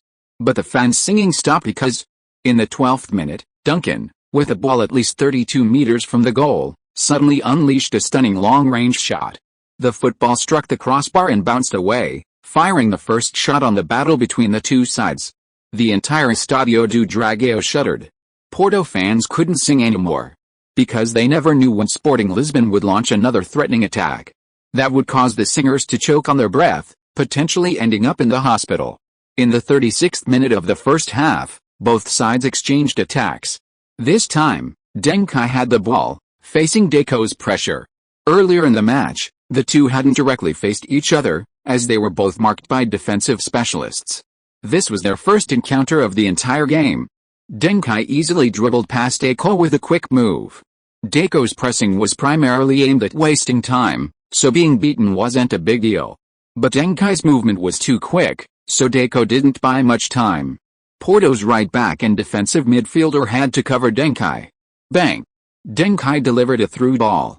Cristiano Ronaldo received the ball, dribbled inside, and suddenly accelerated, outpacing the Porto right back who had turned to defend him. Bang! Ronaldo, finding an opening in the penalty area, immediately crossed a ball. Quaresma attempted a penalty, but fell to the ground. The referee immediately blew his whistle, awarding a yellow card and a penalty. The entire refereeing community is now paying close attention to Sporting Lisbon's officiating. After all, they're the team that dared to challenge Barcelona and UEFA, and even won. Recently, any mishap in their matches has become big news. Gander's powerful connections allow him to officiate for FIFA despite such a serious incident, but other normal referees don't have that kind of audacity. Porto fans booed the decision. However, the players accepted the ruling relatively rationally, especially the player who committed the foul, who knew he was in the wrong. The slow-motion replay on the big screen later confirmed the referee's decision. Quaresma stepped up to the penalty spot and converted, giving Sporting Lisbon the lead. In the Portuguese Primeira Liga standings, Sporting Lisbon overtook Porto by 2 points, once again taking the top spot. Quaresma. A solid penalty. Is Sporting Lisbon really going to win the title? This is a huge blow to Porto. But Porto still has time, they have over 60 minutes to change the score. After the restart, Porto launched a furious attack, but failed to threaten Sporting Lisbon's goal. The score remained 1-0 at halftime. The second half began. Sporting Lisbon skillfully used their long-range tactics to control possession, denying Porto any opportunities for a barrage of attacks. Chapter 362. My goal wasn't as good as Jardaldo's, mainly because Kaká wasn't as good. Porto expended considerable energy to gain possession. In the 62nd minute, Deco received the ball, accelerated past Deng Kai, and unleashed a long-range shot. Schmeichel, as always, made the save. However, Deco's brilliant performance still earned him a standing ovation from the Estadio do Dragão. Our star player outmaneuvered your star player, a truly morale-boosting move. But Deng Kai showed no embarrassment, instead, a glint of cunning flashed in his eyes. Deco was getting anxious. After gaining possession, Porto failed to orchestrate the attack carefully, relying entirely on Deco's individual brilliance. This was why Deng Kai was easily outmaneuvered. He expected a pass, but was caught off guard. However, this wasn't necessarily a bad thing. Attacks relying solely on individual player ability are unsustainable. During a dead ball situation on the wing, Deng Kai briefly communicated with Matheus, Pepe, and others. In the 68th minute, Deco regained possession but was immediately met with a combined effort from Matheus and Pepe. Pepe immediately tackled him, Matheus double-teamed him, and Deco stumbled. Pepe ultimately won the ball. Pepe passed to Deng Kai. Before receiving the ball, Deng Kai surveyed the left and right flanks and signaled an attack to Ronaldo. Ronaldo started running, but was tightly marked by Porto's right back. Bang! The ball rolled in, and Deng Kai, facing Porto's defensive midfielder, controlled it with a quick touch and a flick, dribbling past him. The ball slipped between the midfielder's legs, and in his moment of surprise, he reached out to pull Deng Kai, but Deng Kai slapped him away. Deng Kai feinted and then surged forward in midfield, less than 10 meters from his long-range shot. Porto's two fullbacks both closed in on Deng Kai. Bang! While dribbling, Deng Kai played a through ball down the entire left flank. Ronaldo cut inside without the ball, finding himself in complete space with no one marking him. The Porto goalkeeper rushed out, trying to stop Ronaldo's one-on-one opportunity. But Ronaldo was one step ahead, receiving the ball, dribbling past the goalkeeper with a quick touch. Goal. Cristiano Ronaldo dribbles past the goalkeeper and slots the ball into the empty net. 2-0. Sporting Lisbon extends their lead. This is also Ronaldo's 30th goal in the Portuguese Premier League this season. 16 years old. 30 goals. If someone had told me before the season started that someone could achieve this, I wouldn't have listened.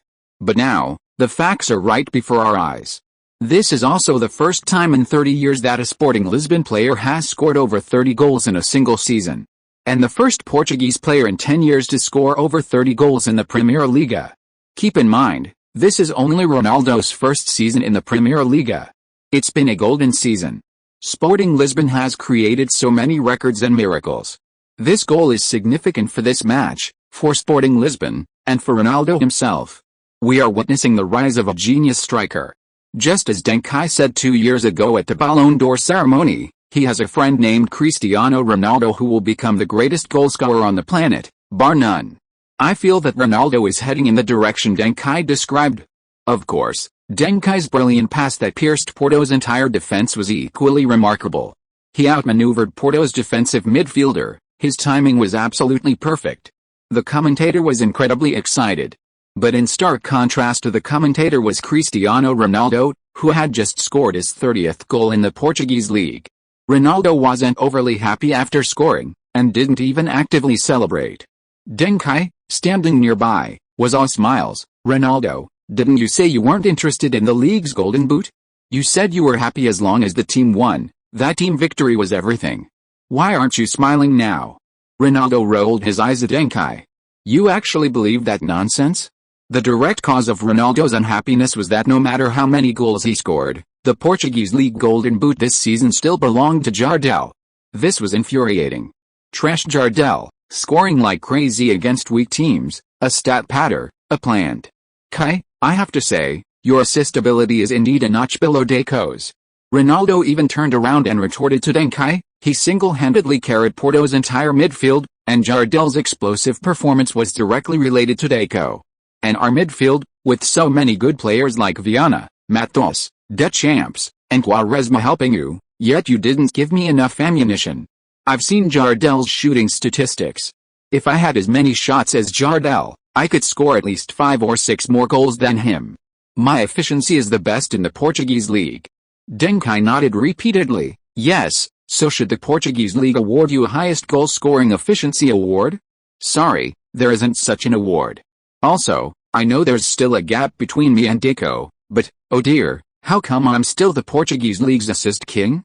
Ronaldo angrily walked towards the midfield, unilaterally blacklisting Deng Kai, this shameless scoundrel. An assist king who can't provide the golden boot is a stat patter. In the 70th minute, Sporting Lisbon made substitutions. But the substitutions were different from usual. Drogba was not replaced by Ibrahimovic. Deschamps didn't substitute Pepe, but Matos. Trigueros had his reasons for this. Drogba's inclusion was a reward for his hard work this season and in this match. Letting Drogba play the full 90 minutes in this most important game of the season was a sign of respect. And barring any unforeseen circumstances, Ibrahimovic won't get a chance to play today. He'll start in the Portuguese Cup final 4 days later and will likely play the entire match. This is also a reward and a sign of respect for Ibrahimovic. Pepe's inclusion was for the same reason he started. Sporting Lisbon is even considering making him their captain's successor, making him the team's soul. That red card for kicking an opponent has given Pepe a bad label, and many clubs won't consider players with his illegal and disorderly conduct in the future, but it has also opened up another career path for him. Furthermore, Pepe is also a fan of Duncan. Replacing Font with Pepe, who is clearly more talented and individually capable, isn't disrespectful to Duncan. This design is perfect. A world where only Font is injured has been created. In the 73rd minute, Deschamps, who had just come on, made a mistake, or rather, Deco exploited his diminished running ability, directly outmaneuvering Deschamps and delivering a lobbed pass. Jardel received the ball, shoved Font behind him, turned, and unleashed a powerful shot in one fluid motion. The ball crashed into the net, showcasing the talent of this striker who had already secured the Portuguese league's golden boot. One trick, and he's set. Jardel's turn-and-shoot ability is absolutely top tier in modern football. Chapter 363 The Triple Crown winner, 1/3 complete. 1-2, Porto pulled one back. The Estadio do Dragão erupted in wild cheers, as if the dragon spirit had returned to its place. Once Deco and Jardel got going, one goal was no difference at all. Deco, Jardel, Jardel. The Porto anthem finally rang out again. The Estadio do Dragão finally felt like Porto's home ground. Porto seized the opportunity and launched a fierce attack. During this period, Sporting Lisbon's defense underwent a severe test. Fortunately, Font did not falter this time. Porto's mentality became impatient, and the passing and control frequently went wrong. In the 85th minute, Terry successfully intercepted and passed the ball to Ronaldo. Ronaldo took off down the wing, completing a lightning-fast run down the byline. However, no one could keep up with Ronaldo's speed. Besides Drogba, there were no other teammates in the penalty area. And Drogba was in a bad position, tightly marked. Bang! Ronaldo passed back to the left attacking midfielder Viana. Deco seized the opportunity and suddenly pressed forward. However, Viana flicked the ball, turned, and pulled it back. A smooth Marseille's turn easily bypassed Deco. Porto's defense instantly fell apart, with a right centre-back rushing towards Viana. Viana lobbed the ball over the top. Drogba, who had previously been marked behind Porto's left centre-back, turned and blocked the ball himself after receiving it. Of course, Porto's right centre-back wasn't in a hurry, as Drogba was now facing away from the goal and couldn't directly threaten it after receiving the ball. Bang! Drogba, holding off the defender behind him, volleyed the ball back. A green and white figure burst into Porto's penalty area. Deng Kai, at the penalty spot, unleashed a powerful shot. A low, powerful shot. The quality of this shot was terrifying. The ball almost grazed the post and the grass before entering Porto's goal. Although the Porto goalkeeper had some reaction time, he was helpless against such an almost unstoppable shot. Goal, 3-1. Deng Kai has scored the crucial goal. Viana's dribbling and passing opened the scoring for the team. Drogba's pass back further demonstrates why Sporting Lisbon has consistently used him as a starter. His role as a target man is irreplaceable.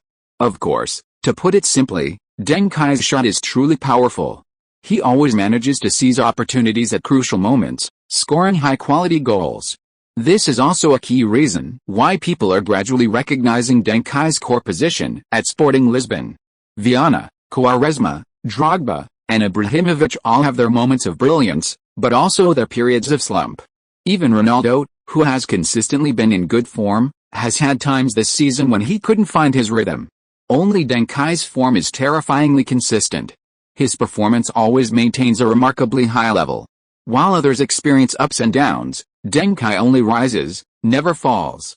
At the 85th minute, with a 2-goal lead, Porto is truly in danger. They absolutely have the ability to score 2 goals, but if the time limit is 5 minutes, no one dares to make such a guarantee. For 5 minutes, Porto had failed to score. Then, in the first minute of stoppage time, Deco 1-2 Jardel passed at Deschamps, creating a dangerous moment in the attacking third. Font blocked Deco head-on. Deco chipped the ball over him, but Font, true to his philosophy of getting the ball over but not the player, pulled Deco, causing him to fall. The referee pointed to the penalty spot and showed Font a yellow card. Deco had already entered the penalty area. Deng Kai led his players to communicate with the referee, but his intention was purely to waste time. The decision was correct. Jardel ultimately took the penalty and converted it without serious injury. 3-2, that was the final score. After the third whistle, the entire Sporting Lisbon team rushed onto the Estadio do Dragão to celebrate, as if they had already won the Portuguese league title. This was the most crucial match of the season. Sporting Lisbon's victory over Porto put them 2 points ahead in the standings. With Porto losing the final league match, Sporting Lisbon would automatically win the title. If Porto wins, Sporting Lisbon only needs a draw to clinch the title. In the event of a tie on points, the Portuguese league prioritizes head-to-head records. Sporting Lisbon has a slight edge with 1 win and 1 draw. After the match, Deco, somewhat dejected, said in an interview, "We lost the most important game of the season, which is a huge blow to us. But we will still play well in the last game. It's the only thing we can do to win the Portuguese league title. But this game also gave us a deeper understanding of Sporting Lisbon, which will help us beat them in the Portuguese Cup final." Deco was very rational. He knew Porto had lost control of the league title race. But he deliberately pointed out that Sporting Lisbon's title aspirations weren't so simple, as their final opponent was last year's Portuguese league champions and this year's third-place team, Boa Vista. This was definitely not a weak team. Deco's words were pressure. He undoubtedly hoped Sporting Lisbon would give up on the Portuguese Cup final. A Portuguese league title that was almost within their grasp was far more valuable than a Portuguese Cup victory. The last leg of a journey is often the hardest, and Sporting Lisbon faces increasing anxiety when they're just 1 step away from victory. Meanwhile, Jardel remains optimistic. "We played well in this match. We lost because we didn't do everything perfectly defensively. We'll be more targeted in our defense next match." While seemingly similar to Deco's statement, Jardel's satisfaction with his brace is almost palpable. The team lost, but he didn't. 42 goals, the pinnacle of Jardel's career. He's practically guaranteed a European Golden Boot this season. This will be his 2nd time winning the award in 2 years. This kind of success is unbelievable for ordinary players. This is a superstar-level honor. Jardel seems to have already received his call-up notice from the Brazilian national team. Almost identical to Jardel is Cristiano Ronaldo. The team won, but he didn't. Not only did he only score 1 goal in this match, fewer than Jardel, but his current league goals of 30 are also far fewer than Jardel's 42. Facing the interview, he couldn't be happy at all. "The championship isn't in our hands yet, we can't be careless, now is not the time to celebrate." However, Kai is right about one thing: for Sporting Lisbon, who are aiming for the treble this season, a league title is simply a given. Beating Porto only proves we have the right to challenge Liverpool. Porto were very unhappy with Ronaldo's disdain. But their insults were quickly silenced by Deng Kai. Deng Kai posted on his personal social media platform, "Treble 1/3 complete, come on, come on, come on." Chapter 364 The Triple Crown Winner, February 3rd. Speaking of Jardel and the Brazilian national team, this year has been a happy one for him. At the beginning of the year, he received a call-up to the Brazilian national team. However, Jardel also received a notification from the Portuguese Football Federation. Portugal intended to naturalize Jardel, allowing him to join Portugal's golden generation in their quest for the Korea-Japan World Cup next year. Jardel didn't hesitate for a second and decisively rejected the Portuguese Football Federation's offer. He even mentioned this in a media interview, expressing his disdain for the Portuguese team. To be fair, if you were to compare Portugal and Brazil, you would definitely choose Brazil with your eyes closed. But since you're playing in Portugal, could you at least be a little more polite? However, Jardel's words were anything but polite. His contempt and sarcasm infuriated Portuguese fans. Otherwise, why would Deco be Porto's most popular player in the second half of the year, instead of Jardel? Since an offer was made to Jardel, the Portuguese Football Federation also initiated naturalization negotiations with several other outstanding players, including Deco. Most of them rejected the Portuguese Football Federation's naturalization offers, but their wording was more tactful. Deco expressed his desire to wait until next year's World Cup. Given his consistently high-scoring performances last year and this year, if he can achieve something with Porto in the Champions League next year, the Brazilian national team has no reason not to call him up. Again, Brazil has a chance, so Portugal can indeed be disregarded. The Portuguese Football Federation accepts Deco's idea. Their real goal isn't next year's World Cup, but rather the 2004 European Championship hosted by Portugal. They have high hopes for that tournament. Their golden generation is at its peak, and with some top-tier naturalized players, they're sure to give Portuguese fans a satisfying result. However, precisely because of their high expectations for next year's and 2004 tournaments, The Portuguese Football Federation's call-ups last year and this year have primarily focused on players in their prime, not giving younger players many opportunities. Even when they did, the results weren't great. Furthermore, with the rise of Cristiano Ronaldo and Duncan this year, who are too young, neither the Portuguese Football Federation nor Portuguese fans have considered them for the upcoming World Cup in Japan and South Korea. Even the most daring and die-hard fans of Cristiano Ronaldo and Duncan believe that being selected for Portugal's European Championship squad in 2004 was already quite an achievement. If they could get playing time and become important rotation players, that would be even better. May 18th, National Stadium, Portugal. The Portuguese Cup final kicks off today. Both teams' expressions are quite serious. Neither side was satisfied with their match 4 days ago. Porto, who lost, felt they hadn't played well. Sporting Lisbon, who won, felt they were too fatigued and suffered a disadvantage, otherwise they should have won by a larger margin. Today, both sides are in good form, finally able to play well. However, the match wasn't as exciting as they had imagined.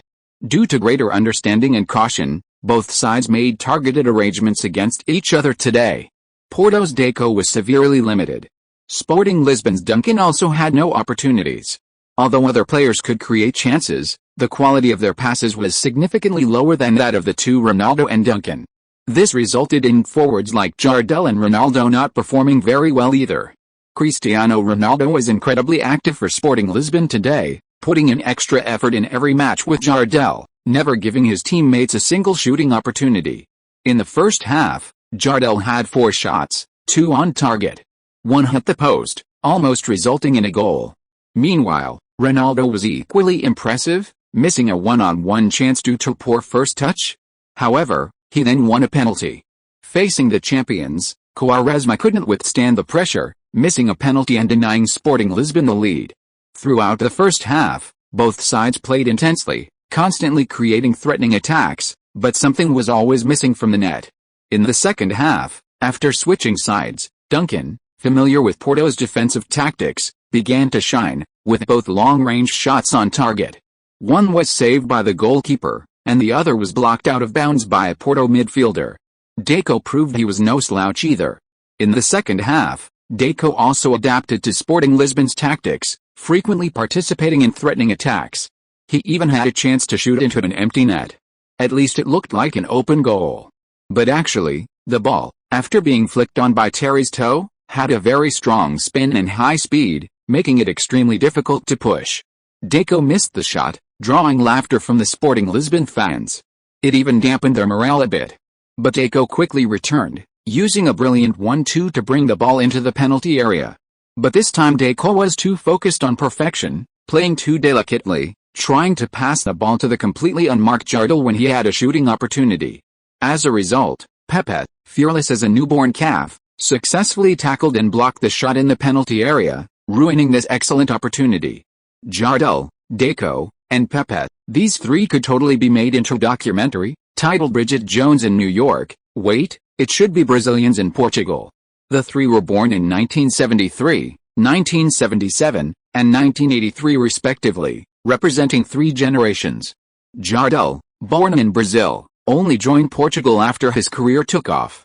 He remained deeply attached to Brazil, steadfastly choosing to play for them despite repeated invitations from the Portuguese Football Federation.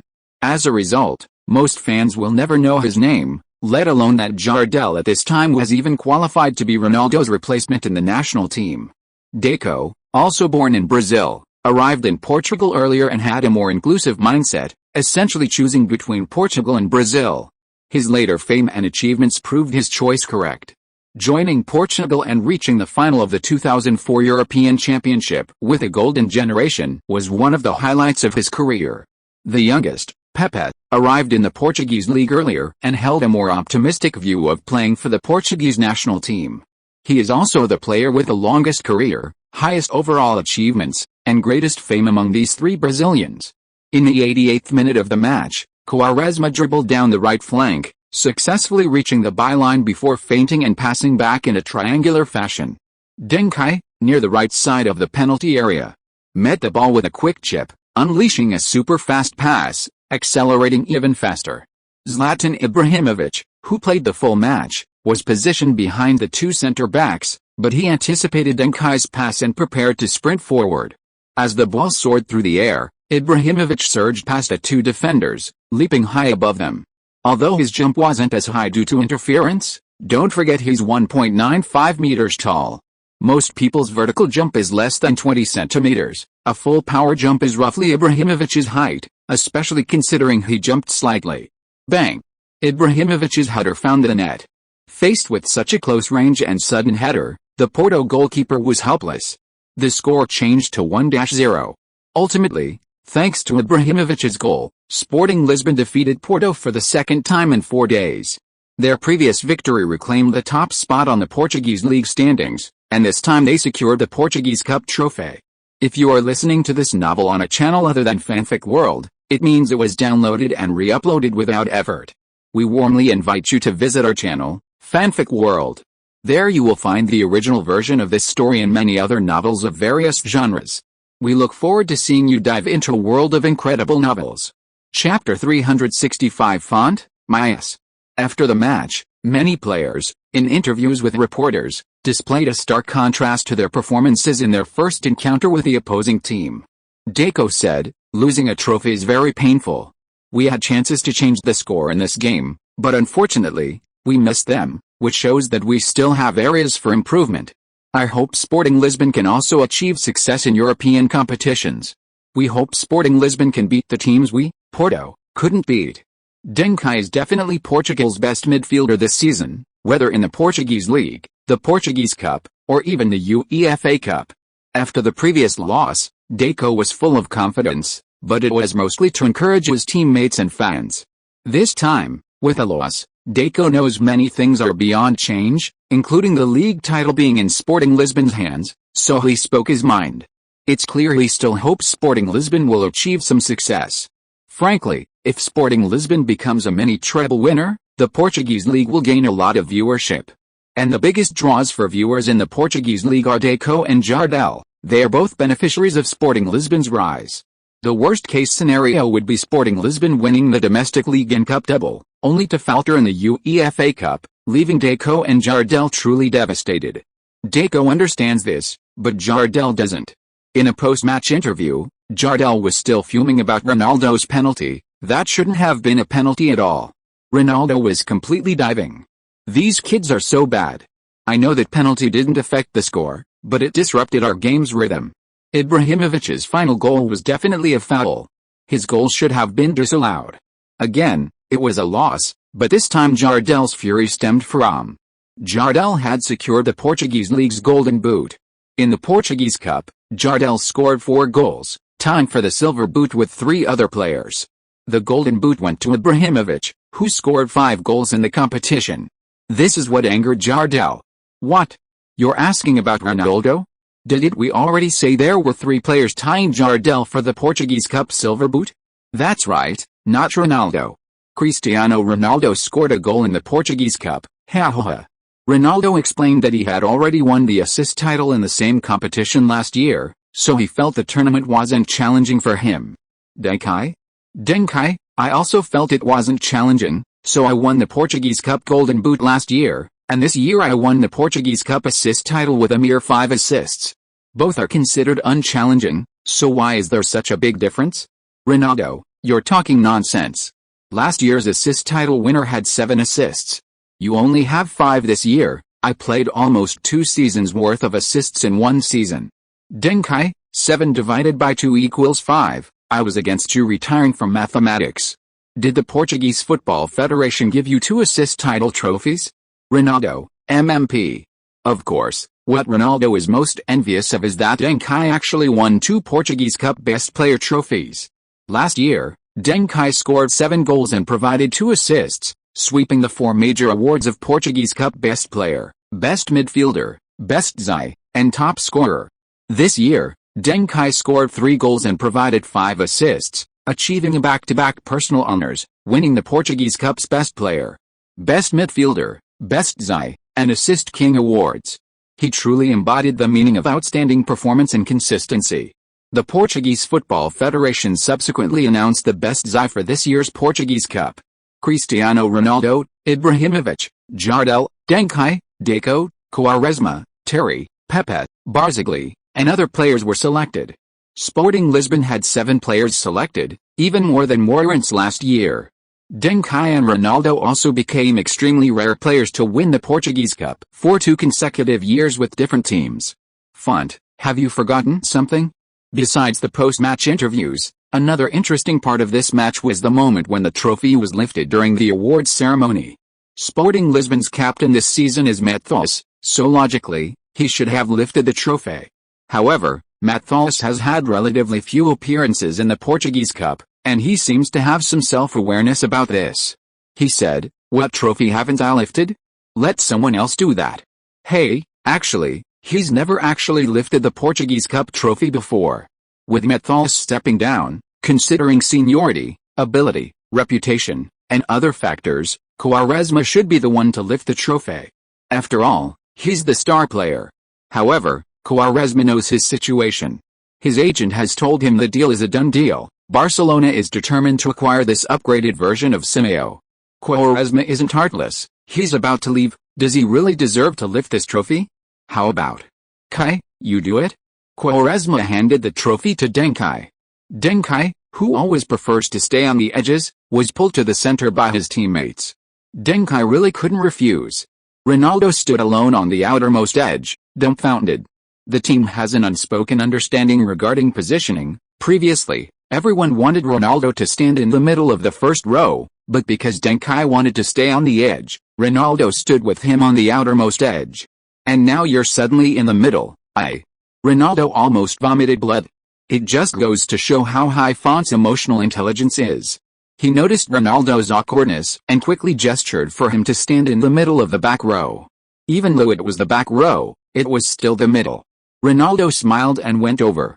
Font, meanwhile, moved slightly to the side from the very center of the back row, just enough to avoid being opposite Deng Kai. Finally, Deng Kai raised the championship trophy high, and the Sporting Lisbon players chanted, "We are the champions." A flurry of flashes erupted. But in most of the photos, Ronaldo was completely obscured by the trophy held aloft by Deng Kai. Many fans counted several times but couldn't find Ronaldo. Terry, Barzagli, Font, the trophy, Drogba, Ibrahimovic, where's Ronaldo? Ronaldo, Font, damn it, 1-0 victory. Deng Kai, Ronaldo, and Font successfully defend the Portuguese Cup. Sporting Lisbon wins first trophy of the season. Swedish prodigy Ibrahimovic scores the only goal of the match. Ibrahimovic's golden boot, Duncan's assist leader. Sporting Lisbon takes the first step towards a treble.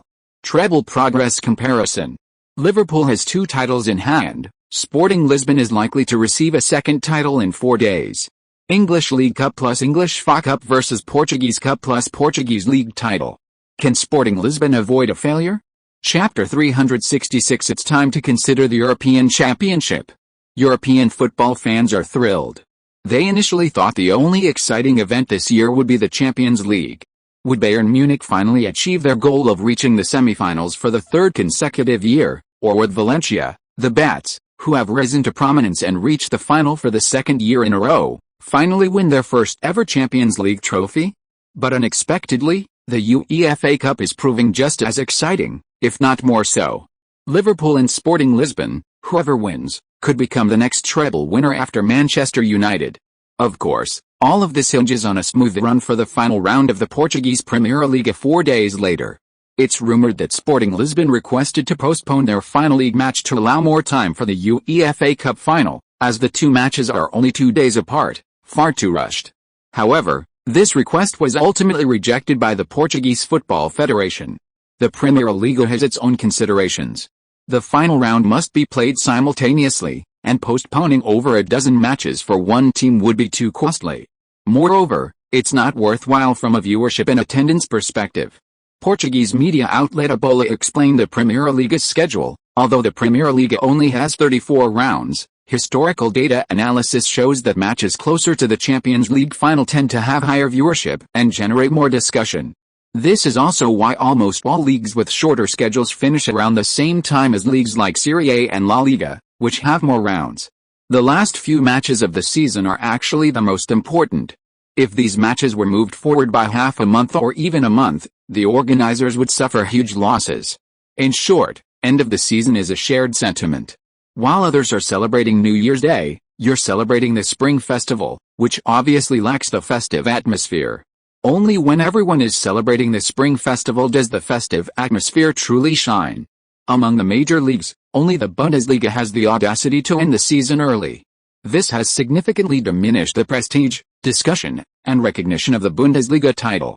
For a long time, the Bundesliga was considered outside the top leagues, largely due to its schedule. But the Bundesliga does it this way because it gives its teams ample time to prepare for European competitions. Bayern Munich's 3 consecutive Champions League semi-final appearances and 2 final appearances in those 3 years are largely attributed to their advantageous schedule. However, only the Bundesliga dares to do this. No other league dares to follow suit. The Bundesliga model differs from other secondary leagues in its approach to betting. Most local powerhouses in smaller leagues operate on a black market model, requiring significant attention to increase the value of their players. Therefore, their leagues dare not end before the title race, as that would eliminate the potential for viewership. What the Bundesliga gambles on, however, is reaching the European semi-finals, or even the final and winning the title. This generates far more viewership than the title race, almost monopolizing it. Not only do players see increased value, but the club's brand image and the league's influence also improve. But this requires consistently achieving this, consistently winning European titles. The former is a risky, safe bet. The latter is a high-stakes gamble, a matter of fate. The Bundesliga's brand power was once weak because this gambling strategy didn't yield enough European titles or semi-final appearances. However, its brand power later skyrocketed, again because this same gambling strategy nurtured Bayern Munich, leading to numerous Champions League titles.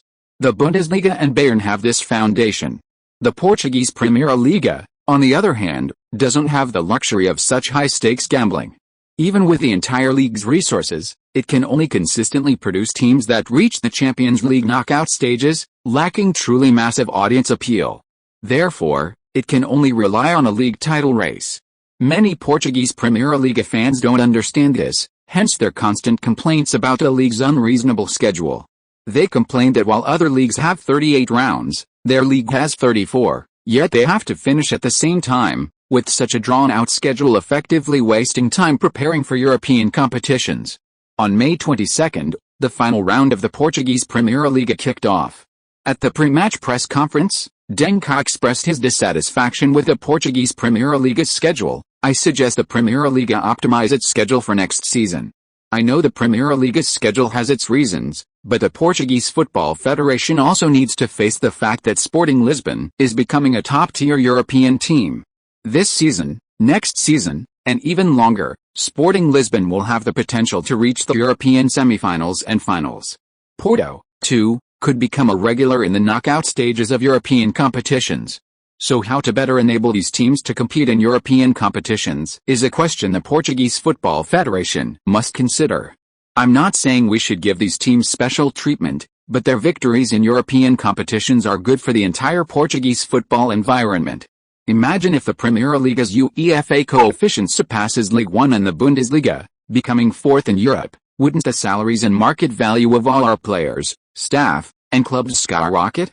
We don't need the Primeira Liga to provide convenience for teams that reach the UEFA Cup final, but at the very least, it shouldn't hold them back. The Portuguese Football Federation, we really should consider the issue of Portuguese teams winning European titles. This is a happy problem, and you should be very motivated to solve it, right?" Laughter erupted in the room. This way of offering advice was quite sophisticated. More importantly, it was quite boastful. Because only teams at the finals level have the right to say such things. Deng Kai's words resonated with many Portuguese media outlets. They were the ones who felt it most deeply. In previous years, at this time, they would at most report on who the Portuguese league champion was or who was about to be. Apart from the Portuguese themselves, not many people paid attention to these things. The Portuguese league's influence was even weaker than the Dutch league. After all, the latter had a glorious past. But this year is different. This year, all of Europe is focused on Sporting Lisbon's performance. Even a casual article in the local media, "In passing practice, Ronaldo couldn't stop Deng Kai's pass," would get 10 times more clicks and shares than usual. Even after being reprinted by other media. It would generate headlines like Ronaldo fails to receive Deng Kai's pass, poor form, possibly injured, even Ronaldo couldn't receive Deng Kai's pass, is the Portuguese league producing another subpar midfielder, and Ronaldo doesn't receive Deng Kai's pass, their relationship seems to be strained. News headlines such as finally, internal strife. Cristiano Ronaldo dissatisfied with Deng Kai raising the cup after the Portuguese Cup final, neither passed a ball to the other, appeared. Chapter 367 Lua, cried. Among them, the headline standing brawl. Violence erupts during Sporting Lisbon training. It involves Cristiano Ronaldo and another player whose name's Chinese pinyin contains N, went viral. Fans immediately recognized the headlines. Wow! It's Ronaldo and Deng Kai fighting. This is the kind of media frenzy that generates for a European final. This is the advantage of the Bayern Munich approach. Reaching the semifinals ensures this approach is profitable.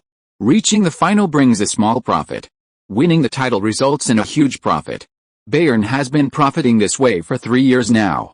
This is why Bayern, originating from the fringe of the top league of the Bundesliga, can be on par with, or even surpass, giants like Juventus, AC Milan, Inter Milan, Real Madrid, Manchester United, Arsenal, Barcelona, Fiorentina, Lazio, Napoli, Liverpool, and Newcastle United.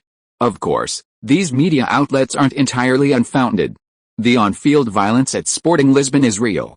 Ronaldo, half-jokingly and half-seriously, punched Font a few times, complaining that Font had pulled him into a position where the trophy was obstructed. Feng Ten, Deng Kai, both of their Chinese names do indeed contain N. This media outlet is reliable and has a good understanding of Chinese. I don't believe it's not the Sun. Alvalade Stadium. Boavista is playing very aggressively today. They don't want to play a fixed match. Porto fans must be very grateful to Boavista right now. This is true professionalism. They will stop Sporting Lisbon at their home ground. 60 minutes have passed, and neither side has scored. But Sporting Lisbon's possession rate is unusually low compared to their opponents. They seem hesitant to play today. This match is crucial for their chance to become the Portuguese league champions. The players seem a bit restrained. Porto has scored. They've taken the lead over Sporting Lisbon by 1 point. It's Deco. Porto's Super Deco hasn't given up. Oh. Incredible. Deco scored 2 goals in 3 minutes. 2-0, Porto has it in the bag. The few Boavista fans in the stadium cheered. The players could know the score through these things. In the 64th minute, Deng Kai dribbled past a defender with a fancy footwork move and unleashed a long-range shot. The Boavista goalkeeper made a crucial clearance off the line. The shot was a bit far and lacked surprise. However, Drogba got to the ball first and followed up with a shot. Boavista's centre-back turned and blocked the ball out of the penalty area. On the left side of the penalty area, Ronaldo unleashed a powerful shot, a cross, a feint, a real pass. Deng Kai, unmarked at the edge of the penalty area, met the ball with a powerful shot. His long-range shooting prowess was fully unleashed, even inspiring the Ronaldo is nothing mentality. Boavista paid the price for their Brazilian fullback. Goal. Deng Kai. This is a golden goal. 1-0. Sporting Lisbon has regained the top spot in the standings. The Portuguese champions, Sporting Lisbon, are here. Ultimately, the score remained 1-0, with Deng Kai scoring the only goal of the match. On the other side, Deco, who scored 2 goals and provided 1 assist, could only feel dejected, securing his second runner-up finish in the Portuguese league for Porto. In the last 6 years, Deco has experienced both of Porto's only 2 non-championship seasons. Deco even questioned whether his arrival and rise to prominence were the reason for Porto's decline. This became a point of attack for many of his detractors. The Brazilian national team coaching staff, who were scouting Deco, therefore rejected his call-up proposal, arguing that the player lacked championship pedigree and wasn't capable of handling tough matches. His achievements in the Portuguese league seemed dazzling, but he ultimately failed to bring any real honors to Porto. This post-match celebration was even more grand than the Portuguese Cup victory, as it was a home win, and nothing could be more wonderful. The 50,000 fans in attendance sang Sporting Lisbon's anthem until the awards ceremony officially began. The host announced, the Portuguese Primeira Liga has a history of 3 giants, Porto, Benfica, and Sporting Lisbon, which is almost forgotten. It's been a full 20 years, The 20th year since Sporting Lisbon last won the championship. How many 20-year periods does one have in a lifetime? Life? After a sentimental remark, the host introduced the president of the Portuguese Football Federation and other high-ranking officials. First, some individual awards for this season were announced. Players not present will receive their trophies in a brief ceremony at the first home game of the next season. Those present, of course, will enjoy the spotlight. The first award presented was the Best Young Player Award. This award is highly prestigious, as the Portuguese Premier League is renowned for nurturing talented players. To be named the best among a group of geniuses is no easy feat. The host exclaimed, "He's an indomitable fighter, a valiant warrior for the green and white jersey. He's considered the most difficult player to defend against by his opponents. He's a master dribbler, he's reached the fastest pace in the Portuguese league this season, and he's scored 30 goals in his very first season. Despite contributing only 3 assists this season, despite his focus on shooting rather than passing, despite his lack of physical strength and penchant for diving, we believe that one day he will become perfect. Because at this moment, this player is only 16 years and 3 months old. He has plenty of time to become the next alien. Yes, he is Cristiano, the youth striker from Sporting Lisbon." The host trailed off. The entire stadium chanted along with him, "Ronaldo." The camera quickly found Ronaldo. Ronaldo pursed his lips, trying to suppress his smile, but clearly failed. He walked briskly to the podium.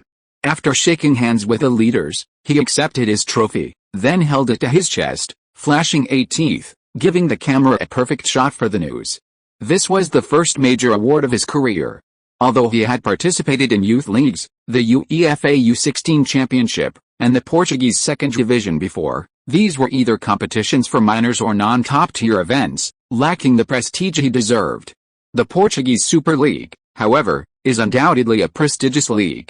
Over the years, it has produced several superstars, more than a dozen top-tier players, and countless players of the caliber of the top 5 European leagues. Cristiano Ronaldo is following in the footsteps of his predecessors, heading towards the future. As the award recipient, Ronaldo had to say a few words, but accepting an award so formally for the first time clearly moved him. Before he could even speak, his eyes reddened, and he burst into tears. Deng Kai immediately burst out laughing. "Seriously? The Best Young Player Award is something to cry about? What will you do when you win the Ballon d'Or later?" Chapter 368 Who will win the Portuguese Super League Grand Prize? The second award was the Portuguese League Assist Leader. This award was a foregone conclusion, as the data was transparent, and everyone's eyes were on Deng Kai. In the Portuguese League Assist rankings, third was Viana, who fully adapted to the pace of the league this season, contributing 8 goals and 14 assists. Second was Deco of Porto, who helped Jardel win the Portuguese League Golden Boot with 15 assists. In fact, these statistics don't even fully reflect Deco's true impact on the team. The top assist provider was, of course, Deng Kai, with 16 goals and 21 assists this season, making him one of the best performing players. Deng Kai went on stage to receive his trophy. During his acceptance speech, he briefly expressed his gratitude. His composure contrasted sharply with Ronaldo's tears. The third award was also a transparent one, the Portuguese League Golden Boot. This season's Portuguese League Silver Boot winner was Ronaldo, who just received his award, with 30 goals and 3 assists this season, a terrifying achievement for a newcomer. Even so, the gap between him and the Golden Boot winner remains enormous. Jardel's 42 goals in a single season secured him the Portuguese League's Golden Boot without a doubt, and also this year's European Golden Boot. The fourth award was for the Portuguese League's best goalkeeper. The host announced, he once wore the red jersey, he's the Nordic goalkeeper god. He joined the Green and White Army under the name of the Red Devils, bringing the treble-winning gene to Alvalade. For 2 years, people have questioned whether he's past his prime. Now, he has given us an answer with 2 championship trophies. Let's welcome Manchester United legend, Denmark's starting goalkeeper, and Sporting Lisbon's #1 jersey holder, Schmeichel, to the stage to accept his award. A thunderous applause filled the air. You have to admit that the treatment of superstars and ordinary players is indeed different. Neither Ronaldo nor Duncan's appearances on stage were as grand as Schmeichel's. Many older fans even had tears in their eyes, seeing themselves reflected in the still sharp Schmeichel. No one admits to getting old, but everyone has to. and championships are the best cosmetic surgery for all older players. When Schmeichel received his award, he pointed in a certain direction. There, a blonde-haired boy, just like him, was very excited. He was wearing Schmeichel's Sporting Lisbon jersey and looked almost exactly like a young Schmeichel. Kasper Schmeichel, Peter Schmeichel's son, plays as a goalkeeper. It's said that Manchester City is very interested in him, and he may join Manchester City's youth academy in the next few years, Deng Kai explained to Ronaldo beside him. If his career goes well, he will create a miracle for a football family, becoming the National Footballer of the Year alongside his father. Ronaldo was immune to Deng Kai's flattery. Deng Kai always liked to say such things. Who couldn't say such nice things? Ronaldo often told his teammates, if nothing unexpected happens, you will become a world-class player. But life is full of surprises. Ronaldo simply didn't believe that Schmeichel's son would become the Danish Footballer of the Year. Deng Kai might fool a fool, but he wasn't quite there yet. After this heartwarming scene, the next award winner was also full of interesting stories. Host, a year ago, he struggled in the lower leagues of Italy. When he set foot on Portuguese soil, he was inspired by the atmosphere of Lisbon and became a rock in Sporting Lisbon's defense. He's never flamboyant, but his tackles and interceptions rank first in the Portuguese league, and his aerial duels are second. He's the best centre-back in the Portuguese league, resurrected from the ashes. Let's give this young man a round of applause. Andrea Barzagli. A chorus of applause erupted. Barzagli was even less impressive than Ronaldo. He was already crying on his way to the podium. Barzagli, barely a month past his 20th birthday, cried like a child. If 95% of youth academy players in European football are eliminated, and only 5% of those successful academy graduates make it to the professional stage, then less than 1% of those 95% return to the professional leagues through the lower leagues. Barzagli's exceptional qualities are hard to find another like him in Sporting Lisbon's talented youth academy. Drogba? It's hard to find a third one. The next award was unexpectedly empty. Because Deco wasn't there. He was the winner of the Portuguese Super League's Best Midfielder award. When this award was announced, the entire stadium erupted in the loudest cheers. We won. We won. Deng Kai won. MVP. The camera immediately focused on Deng Kai. Deng Kai's lips curled slightly upwards, remaining calm. But from this moment on, everyone knew that this year's Portuguese Super League's grand prize belonged to Deng Kai. Deng's father? Before the grand prize was the award for the Portuguese Super League's best forward. This was also a very prestigious award. Because now, leagues outside the top four leagues mainly supply top clubs with forwards. The best forward award, in a sense, is comparable to the grand prize. The host said, I need not elaborate on him. He is a gem of Sporting Lisbon's youth academy, another representative of this training system. Like Simeo, he is hailed as the next Figo. This season, he showcased his versatility with 20 goals and 11 assists. He is Sporting Lisbon's star player, Ricardo. The 50,000-strong crowd chanted in unison, Quaresma. Everyone was surprised. Logically, this year's best striker in the Portuguese league should have been Jardel. 42 goals are phenomenal. Even if Quaresma converted all his assists into goals, he couldn't match Jardel's record, not to mention that assists are less valuable than goals. But the Portuguese league awarded it to him. This inevitably brings to mind Jardel's refusal to be naturalized by the Portuguese Football Federation this season.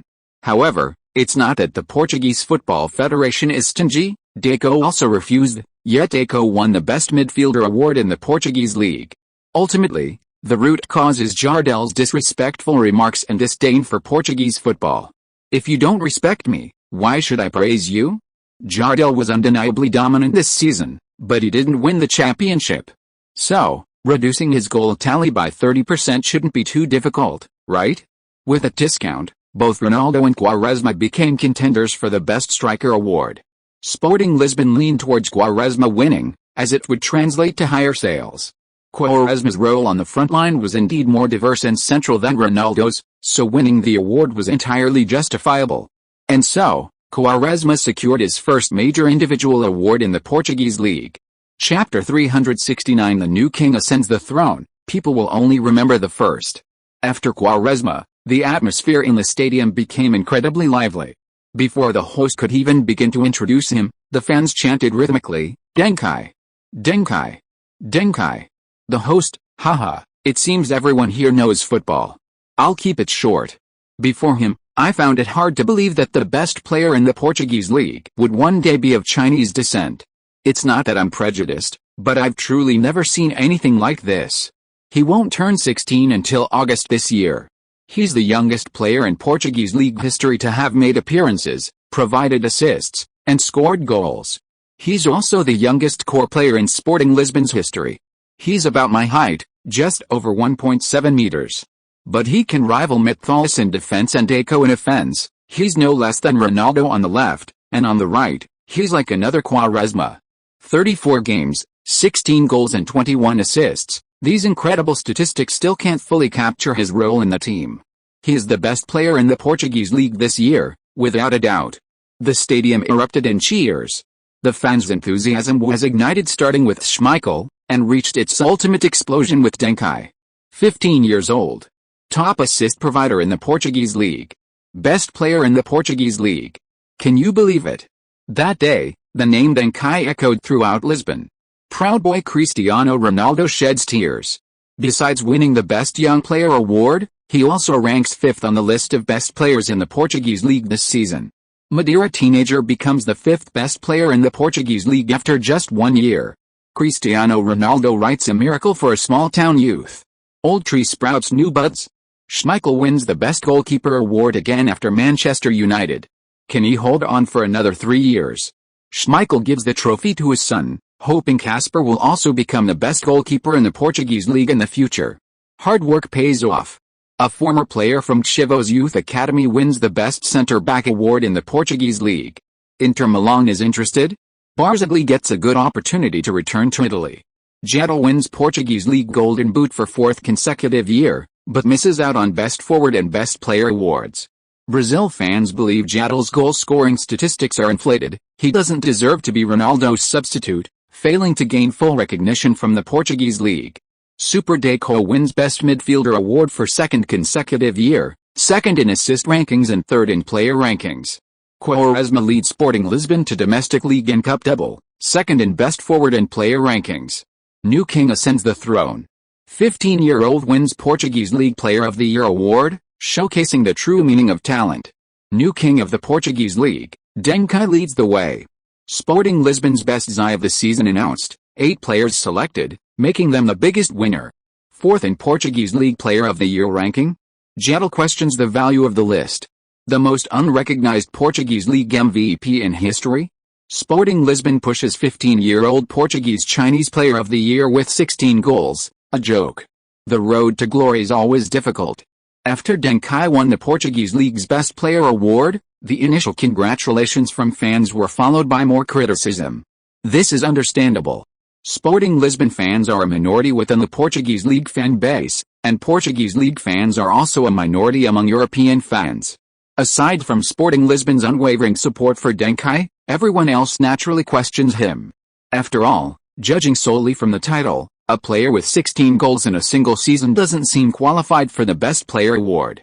But if you add his 21 assists, his role as the team's core player, locker room leader, participant in team tactical planning, key contributor to player recruitment advice, his role in helping Sporting Lisbon rise from 4th to 1st in the league, from the Portuguese Cup quarterfinals to the championship, and from being eliminated in the first round of the UEFA Cup to reaching the final, creating a youthful storm that captivated all of Europe. Considering the team's significant roster changes, you could say that Deng Kai started a storm.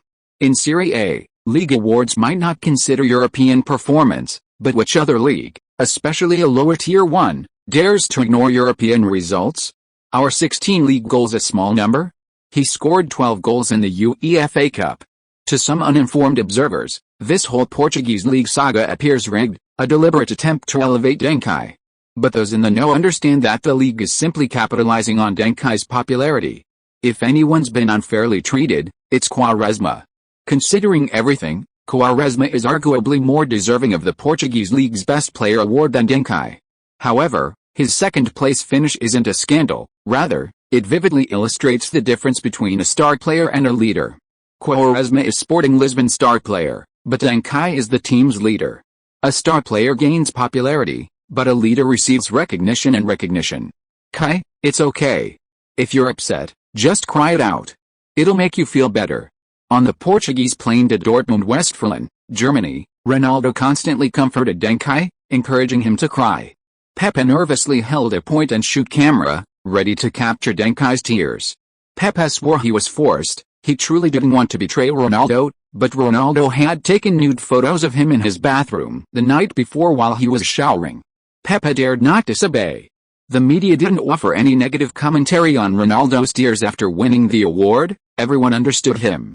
But Ronaldo himself saw it as a Waterloo in his career. Coincidentally, Deng Kai often joked about this with Ronaldo, saying that a real man bleeds but doesn't cry, and he couldn't believe Ronaldo was so fragile. How could the proud Ronaldo accept this? But if Deng Kai also cried, then the two would be even. Cry? Why cry? Deng Kai seemed quite composed.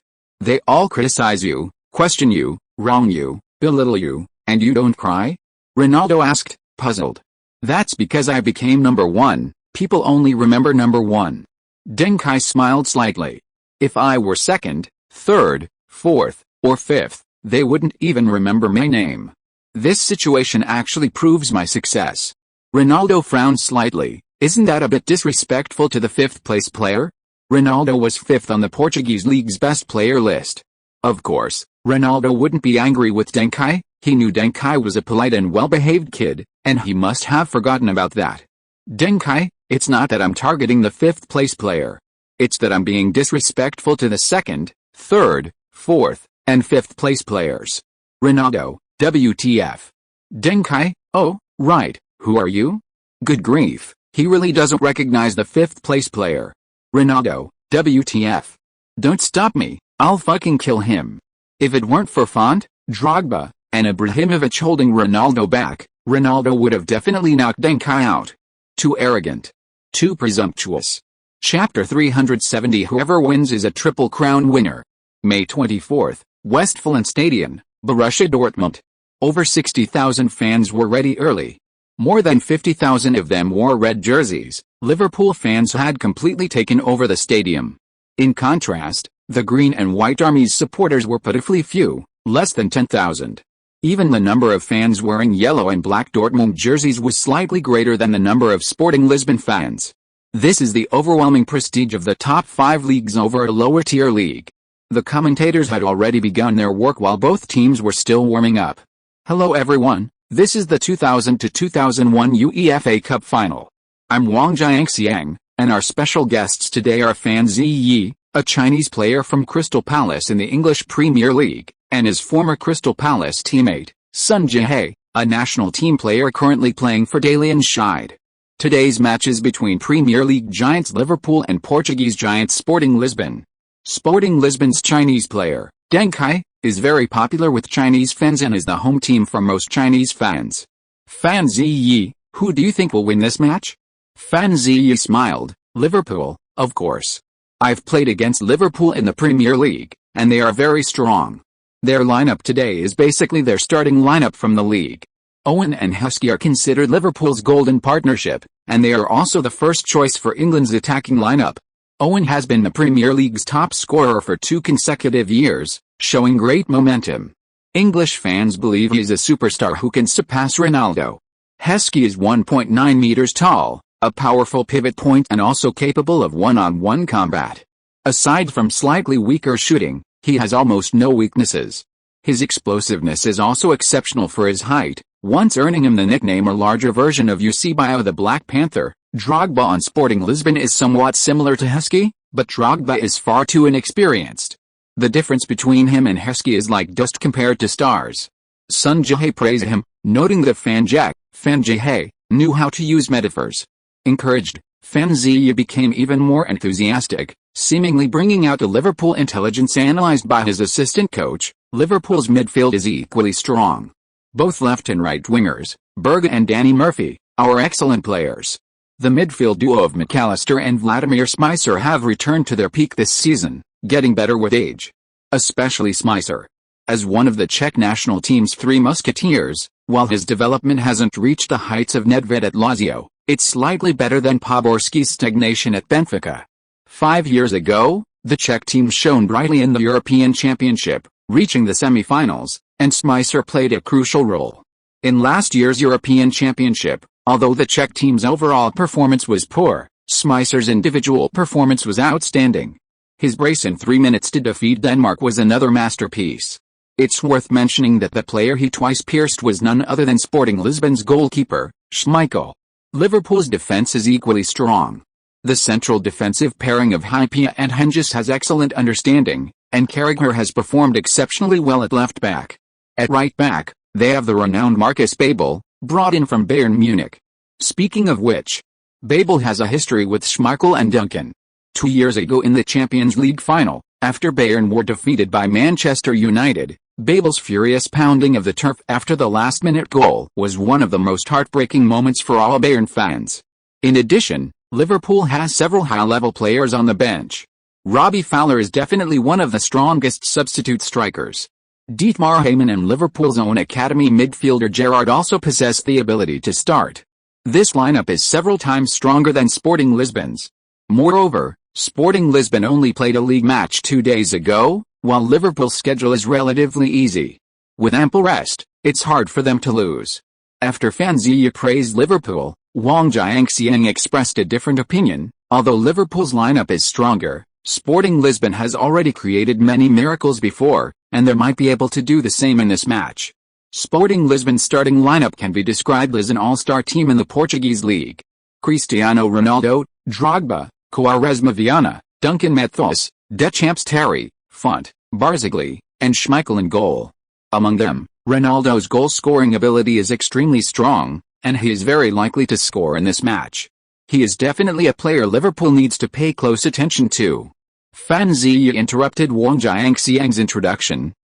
Regarding Ronaldo, a friend of mine has an evaluation of him that I think is quite fair. Wang Jiangxiang, I'd like to hear more.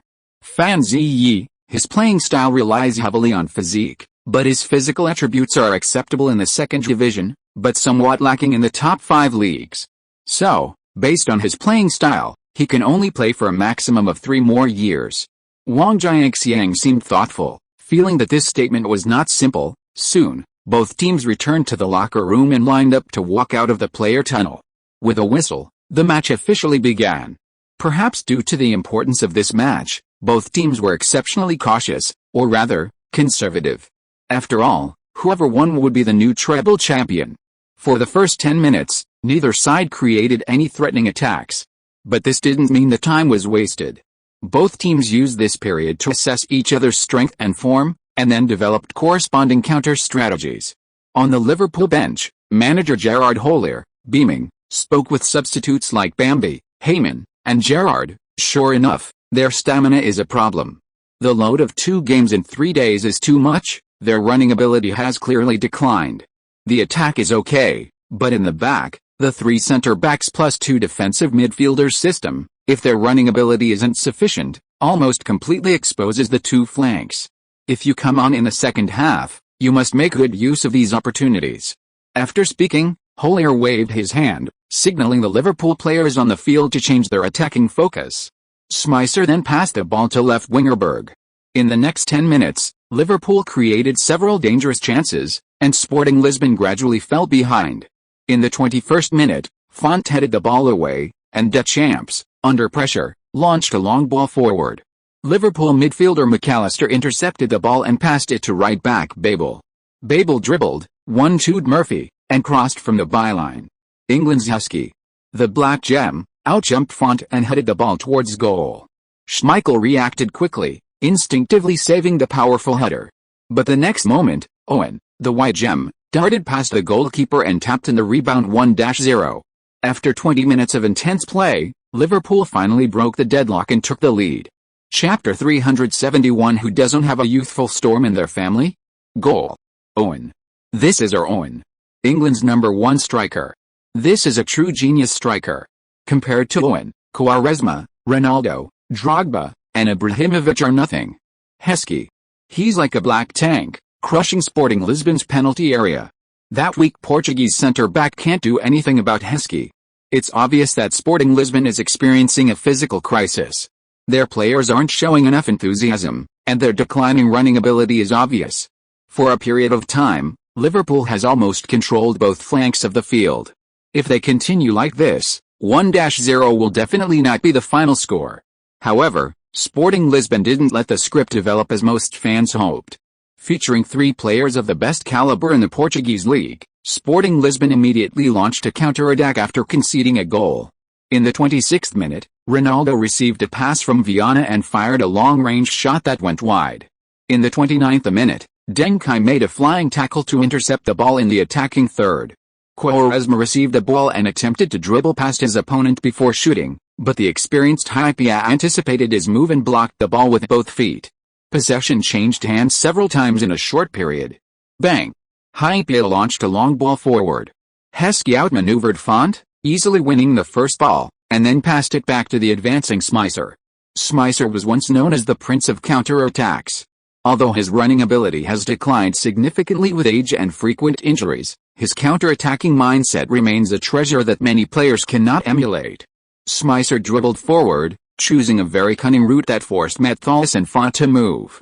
As a result, their movement created openings in other positions. Bang! Smicer played a through ball. The ball pierced Sporting Lisbon's defense. England's star striker Owen soared into the air, his speed astounding as the wind. 1-on-1. Owen's 1-on-1. This is a golden opportunity. Schmeichel rushes out. Owen's decisive low shot. Extremely high quality. Goal. A brace. 2-0. That's Owen. Incredible. Liverpool is outrageously strong. Is this the strength of the newly crowned treble winners? UEFA Cup, FA Cup, English League Cup. After the Premier League produced the first treble winner in the top 5 leagues, another cup treble winner is about to emerge. Excellent players should go to the Premier League to accept the challenge. The Premier League is the birthplace of the new storm of world football. The camera quickly focused on the Sporting Lisbon defenders. Their expressions were extremely dejected, clearly having lost the will to fight Liverpool. The timing was perfect. Liverpool had ample preparation time. The home advantage was favorable. Liverpool fans had practically turned Westfield Stadium into Anfield. And the team's morale was high. Sporting Lisbon had just faced UEFA head-on, and Liverpool's global fame and fanbase were dozens of times greater than Sporting Lisbon's. How could Sporting Lisbon possibly win? But when the camera panned to Deng Kai, sharp-eyed fans could still see a glint of brilliance in his eyes. In the 32nd minute, while Liverpool players were still basking in the joy of their goal, Deng Kai, after receiving a pass from Viana in the middle, executed a Marseille's turn past Smicer and dribbled towards the edge of the penalty area. Bang! Deng Kai chipped the ball in, his killing intent evident. Unfortunately, Drogba, under pressure from Hypia inside the penalty area, fired a shot high and wide. Otherwise, Sporting Lisbon could have quietly pulled one back. However, this attack wasn't entirely meaningless. At least Sporting Lisbon's spirit returned considerably. Quaresma frequently attacked Liverpool's flanks, going toe-to-toe with Carragher. Carragher was once considered a prodigy in England, holding the record for most appearances for England's U21 and under teams with 27. He could play in almost every position in the midfield and defense except goalkeeper. But this versatility hindered his development, preventing him from reaching his full potential. Under Hollier's management, he primarily plays as a fullback. While his performance last season was only average, he has begun to shine this season. His defensive skills and decisiveness are commendable, and coupled with his Liverpool Youth Academy background, he and Gerrard have seen their popularity soar this season, showing potential to become star players for the team. However, Quaresma, facing this rising young Premier League star, not only held his own but even gained a significant advantage. Unfortunately, Drogba, Ronaldo, Viana, and others failed to capitalize on Quaresma's passes during this period, resulting in much talk but little action. In the 40th minute, Duncan, who was preparing to pass to Quaresma on the right wing, suddenly changed direction and passed the ball to the left. Ronaldo made a full run, received the ball, and cut it back. Viana, facing the overlapping Henges, continued to pass across to the on-rushing Duncan. Bang! Duncan unleashed a powerful shot from 5 meters out at the edge of the penalty area. His attacking choices always surprise Liverpool players. This sudden long-range effort, if not for Smicer's intervention, might have resulted in a goal. However, Smicer's cover was spot on. He moved in time to block Duncan's pass. Don't let Duncan's short stature and the fact that his thighs aren't as thick as Carlos's waist fool you. His long-range shooting is excellent. He scored several spectacular long-range goals. Wait, why isn't Smicer up yet? Smicer turned to avoid the ball while blocking, and it hit his side. Oh, did the force travel to his kidneys? That would hurt a lot. The team doctor is coming in. Their expressions are grim. Oh, the team doctor indicated that Smicer cannot continue. This is terrible. This is definitely bad news for Liverpool. Smicer plays a crucial role in Liverpool's attack. If he goes off, Gerrard is warming up, and Liverpool is forced to make a substitution. As we've already mentioned, the 21-year-old Gerrard is also an important rotation player in Liverpool's midfield. He has participated in almost every match for Liverpool this season. Taking on the front lines under pressure, it's uncertain how Gerrard will perform. If he can withstand the pressure and deliver a standout performance, he has a strong chance of becoming Liverpool's next youth leader after Owen. We all know that in March of this year, the FA appointed Liverpool legend Kevin Keegan as England's national team manager. A month prior, Keegan had already called up Gerrard to the England squad, helping him achieve a 3-level leap in international representation. Who says only Sporting Lisbon has a youth storm? Beckham, Owen, Gerrard, Carragher, England is brimming with talent, creating its own youth storm. If you are listening to this novel on a channel other than Fanfic World, it means it was downloaded and re-uploaded without effort. We warmly invite you to visit our channel, Fanfic World. There you will find the original version of this story and many other novels of various genres. We look forward to seeing you dive into a world of incredible novels. Chapter 372. No wine, no dressing room. In the 45th minute, with half-time approaching, both sides increased the pace of the game. Sporting Lisbon, with their inferior stamina, were clearly at a disadvantage. Liverpool's left winger, Berg, passed the ball to McAllister in the center, who then passed forward to Husky. After the pass, McAllister didn't continue forward, but his partner in the center, Gerrard, began to move forward. This was their usual combination. McAllister focused on defense while making regular passes, while the young Gerrard was mainly responsible for running, handling both attack and defense. Husky passed the ball back without stopping, then turned and moved forward to the right. Gerrard rushed up to receive the ball and looked towards Owen on his left. Owen feinted to the right, shaking off Font, then accelerated towards the left. Font chased after him in a panic. The next moment, Schmeichel gave a warning, shouting, "Come back." Bang! Before Font could react, Gerrard, who had been dribbling and searching for a passing target, flicked the ball and unleashed a powerful long-range shot that stunned everyone. Young players, with few other advantages, are just reckless. Powerful shots are extremely damaging to the leg that generates the force, and most players who like long-range shots suffer from leg problems later in life. However, long-range shots are also the fastest way for young players without speed to rise to prominence. Valverde of Real Madrid played for several years without much fanfare, but in the first half of the 2022-2023 season, he scored 8 goals, instantly becoming a worthy successor to the legendary midfielder, all thanks to his long-range shooting. Whoosh! Schmeichel tried his best to save, but Gerrard's long-range shot was angled sharply and had some unpredictable wobbling, making it impossible for humans to catch. Goal! It's in the bag. Liverpool's treble is secured. Gerrard scored a spectacular world-class goal just 5 minutes after coming on. He's made everyone forget about Smicer. Kevin Keegan's decision was absolutely correct. Gerrard has the potential to become the cornerstone of England's future midfield. 3-0 at halftime. Never before in UEFA Cup final history has a team been 3 goals ahead and still not won. We can congratulate Liverpool in advance. They've had a fantastic season. They've become the first team in the top 5 leagues to win a cup treble. Sporting Lisbon is lucky. They've had a miraculous season, and they even had a chance to become a treble winner, a smaller treble with even greater prestige than a cup treble. But unfortunately, their foundation is still lacking. Of course, these young players shouldn't be discouraged, because they've already performed exceptionally well.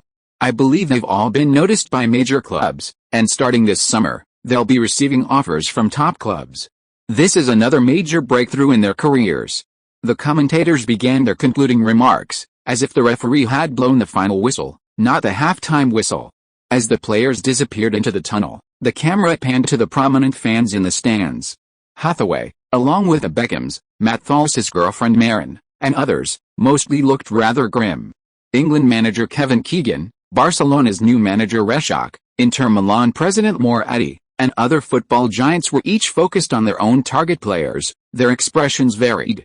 In the tunnel, Deng Kai walked at the back, not wanting to enter the locker room yet. The atmosphere there would surely be gloomy, hindering his thinking. He needed to organize his thoughts before going in to contribute to the team's second-half performance. Meanwhile, the Liverpool locker room was bustling. Manager Holy arrived early at the locker room door, warmly high-fiving each player and offering encouragement. "Well done, Heskey. My dear Owen, you deserve the Ballon d'Or. Borg, that pass in the first half was absolutely brilliant. Murphy, your attacks threw Sporting Lisbon into disarray. Babel, this time you can finally get revenge on Schmeichel. Hippia, your defense was superb." Holier's face was flushed, and his voice grew increasingly rapid, but the assistant coach beside him simply thought he was overly excited. "Gerrard, you will wear the number 10 shirt for England. I swear." "Eh?" Holier froze, his legs gave way, and he slumped forward. Fortunately, Gerrard reacted quickly and caught Holier. "Boss, what's wrong? Someone. Help. Help. Where's the doctor?" Holier's assistant rushed out immediately, gave Holier some nitroglycerin tablets, and gestured for Gerrard to calm down. "It's a heart attack. As long as he takes the medication in time, there shouldn't be any major problems. Relax, we can handle this. Of course, some red wine would be even better. A little bit of red wine will help Holier recover faster." Gerrard calmed down a bit, but he was still very nervous. His experience had instilled in him a deep respect for every life. If he could, he would give 1000% of his strength to save anyone's life. Gerrard's cousin, John Paul, tragically died in the Hillsborough disaster on April 15, 1989, which prompted Gerrard to choose professional football and join Liverpool's youth academy.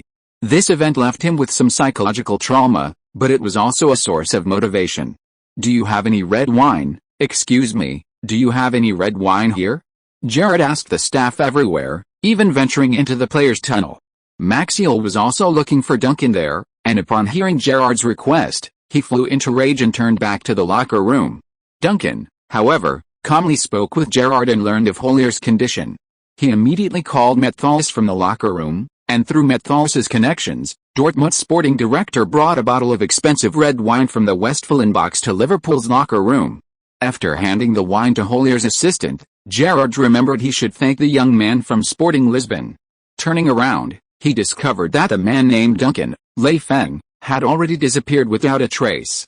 However, when Duncan entered his own locker room, he wasn't greeted by a group of teammates, but by a pack of humiliated wolves.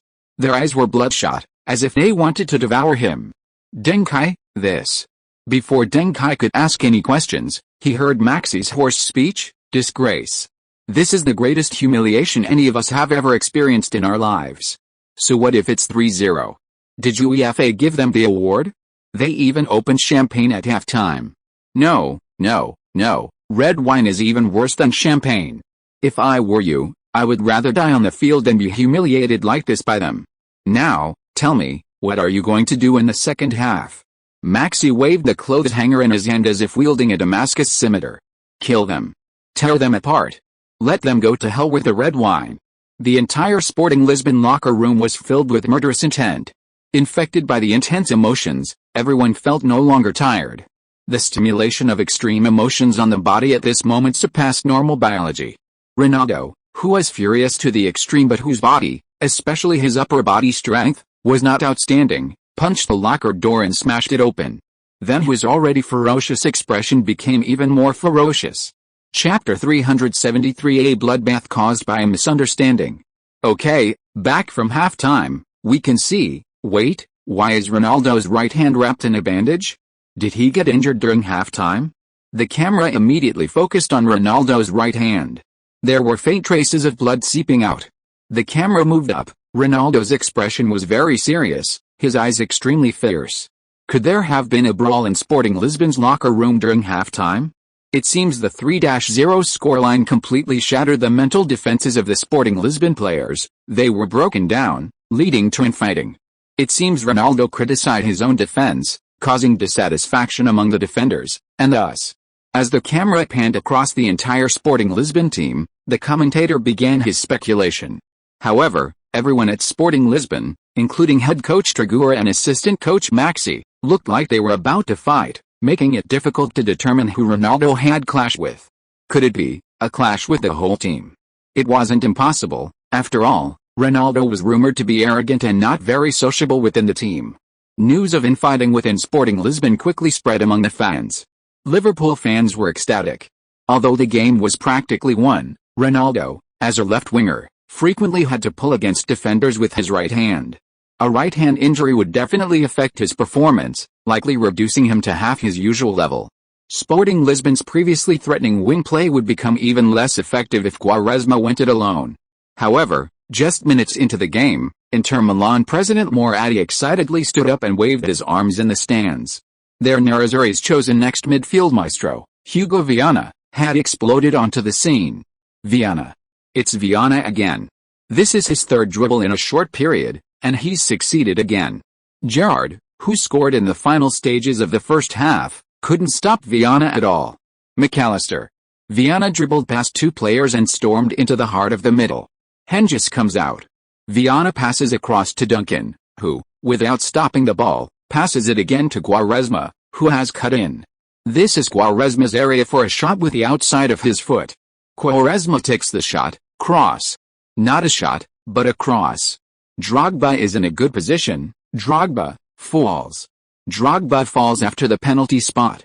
Hypia raises his hands to try to prove his innocence, but the referee still blows the whistle and shows Hypia a yellow card. Sporting Lisbon has been awarded a precious penalty. Viana's dribbling was amazing. Quaresma's handling was full of wisdom. Liverpool symbolically discussed with the referee, they can afford to concede a goal. Quaresma is standing at the penalty spot. He's Sporting Lisbon's first-choice penalty taker, but based on our current data, his penalty-taking ability is far from good. He's missed 4 of his last 9 penalties, a success rate of only 63.3%, 15 percentage points lower than the Portuguese league average. He missed his most recent penalty, in the Portuguese league. Oh my god, Quaresma has missed another penalty. Liverpool goalkeeper Westerwick guessed the right direction and successfully saved Quaresma's penalty. Rebound. Ronaldo scores on the rebound.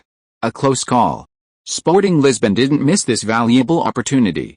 Ronaldo saved Quaresma. It seems the person he was fighting with wasn't Quaresma, otherwise he wouldn't have put in such effort for the rebound.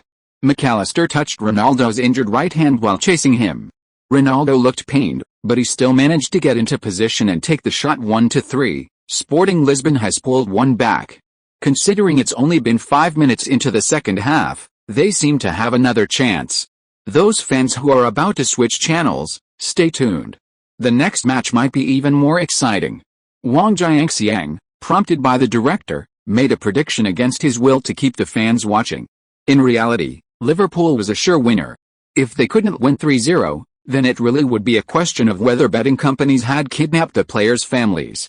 In the stands, Barcelona coach Reshak was scribbling in his notebook, Quaresma, winger, key player, poor penalty taker. 56th minute. After a period of passing, a relatively relaxed Gerrard initiated a through ball. This was a risky move. Gerrard would never dare to do this in a tense match. But when the team has a significant advantage, shouldn't the players show off their skills? Gerrard, with his skill and daring, delivered a through ball to Duncan's feet. The Liverpool players were quite stunned. Several were even still running forward, waiting for the ball. But football will never come again. When Gerrard lunged at Duncan, Duncan had already completed a long counter-attack. Smicer's counter-attacks were fast because of his speed. Duncan's counter-attacks were fast because of his passing. He was a turbocharger that could instantly jump from first gear to fifth gear. Ronaldo accelerates. Babel blocks Ronaldo, a fierce scramble ensues. He's through. Ronaldo is through. So fast. The Portuguese supercar instantly outpaced the German. Now he has a clear path ahead. Sir Alex Ferguson in the stands stood up. He was incredibly excited, and I believe Manchester United fans know why he was so excited. Everyone's Ogden's shadow in Ronaldo. Manchester United's left winger isn't old yet, and they've already found a suitable successor. This is truly wonderful. Hypia was forced to come out to cover. Ronaldo crosses. Who says Ronaldo can't pass? This cross was of extremely high quality. Drogba leaps high and delivers a powerful header. Goal. So fast. This is a super counter-attack. From Duncan's interception to Drogba's goal, only 17 seconds elapsed. 2-3. The game has really become suspenseful. Sporting Lisbon's comeback is too fast. Incredible. A rare stroke of luck. This is only Ronaldo's second assist in this UEFA Cup, and it's already so crucial. Cristiano Ronaldo has scored fewer than 5 assists in all his matches this season. Sporting Lisbon's signing of Drogba this season was absolutely the right decision. This goal alone has already far exceeded his transfer fee. Before the match, some fans mocked Drogba as a bankrupt version of Husky, but now that Drogba has scored, where are Husky's goals? Gerrard needs to take responsibility for this goal conceded. He lost possession far too easily. Chapter 374 The Miracle of Westphalia. Gerrard isn't facing a 15-year-old ball boy from Liverpool's youth academy, but rather the Portuguese league's best player this season, Duncan. Any tiny mistake Gerrard makes could be capitalized on by Duncan. Duncan's greatest strength in the Portuguese league is his incredibly fast passing. Liverpool's lead is down to just 1 goal. They must be on their toes. If Sporting Lisbon manages to equalize, Liverpool will set a record they'd rather forget, being tied after leading by 3 goals in a final-level match. Does Hollier need to make any adjustments to the game? No adjustments. Hollier sits on the bench, looking quite calm. It seems he still believes in his players. We heard Hollier had some special arrangements during halftime, but the details are still being investigated. What happens in both dressing rooms after the match will definitely be a focus of attention. A brawl in the Sporting Lisbon dressing room and special arrangements in the Liverpool dressing room, that sounds intriguing. As the match restarted, Liverpool players clearly found the game slipping out of their control. The Sporting Lisbon players seemed to be on steroids, their athleticism even surpassing that of the first half. Liverpool fans even expressed a desire for the World Anti-Doping Agency to test the Sporting Lisbon players. It's hard to believe this is the power of mental fortitude. Making a horse run without feeding it, this counterintuitive situation only exists in emotional beings. In the 63rd minute, Duncan passed the ball to Quaresma and then looked for position. Gerrard closely marked Duncan, giving him no opportunity to make a move. Meanwhile, on the other side, Quaresma received the ball and dribbled down the right flank, using his spins to shake off Berga, then attempting to outmaneuver Carragher. Carragher retreated steadily. Quaresma, however, seized the opportunity to change possession with both feet in front of him, cutting inside. Changing the direction of the ball in front of you makes it easy for the opponent to steal it. Basketball players understand this even better. But Carragher's outstretched leg was 10 centimeters away from the ball. In his defensive retreat, he couldn't do much more. Bang! Quaresma flicked the ball away with his left foot, then darted to the right, executing a beautiful 1-2. Carragher, unable to keep up, tried to pull Quaresma away. If Quaresma had moved in the same direction as the ball, he would have been caught by Carragher. But Quaresma's move to the other side made things difficult for Carragher, rendering him powerless. It was like trying to throw a right hook, only to have the opponent brace themselves against your right arm. Thump. Unable to generate power, Carragher was brought down by the charging Quaresma. A collective gasp swept through the stands. It's over. Quaresma dribbled past Carragher, a beautiful nutmeg and cut inside. Even youth storms have differences. Liverpool's small youth storm has a huge quality gap. Owen, Gerrard, and Carragher are completely different levels of players. Owen is a world-class superstar. He was in the top 10 for the FIFA World Player of the Year in 1998, and this year he's even stronger than he was 3 years ago. Gerrard is a near-star player, a starter for a top club. Carragher, on the other hand, is only at the level of the top 5 leagues, only a rotation player for top clubs.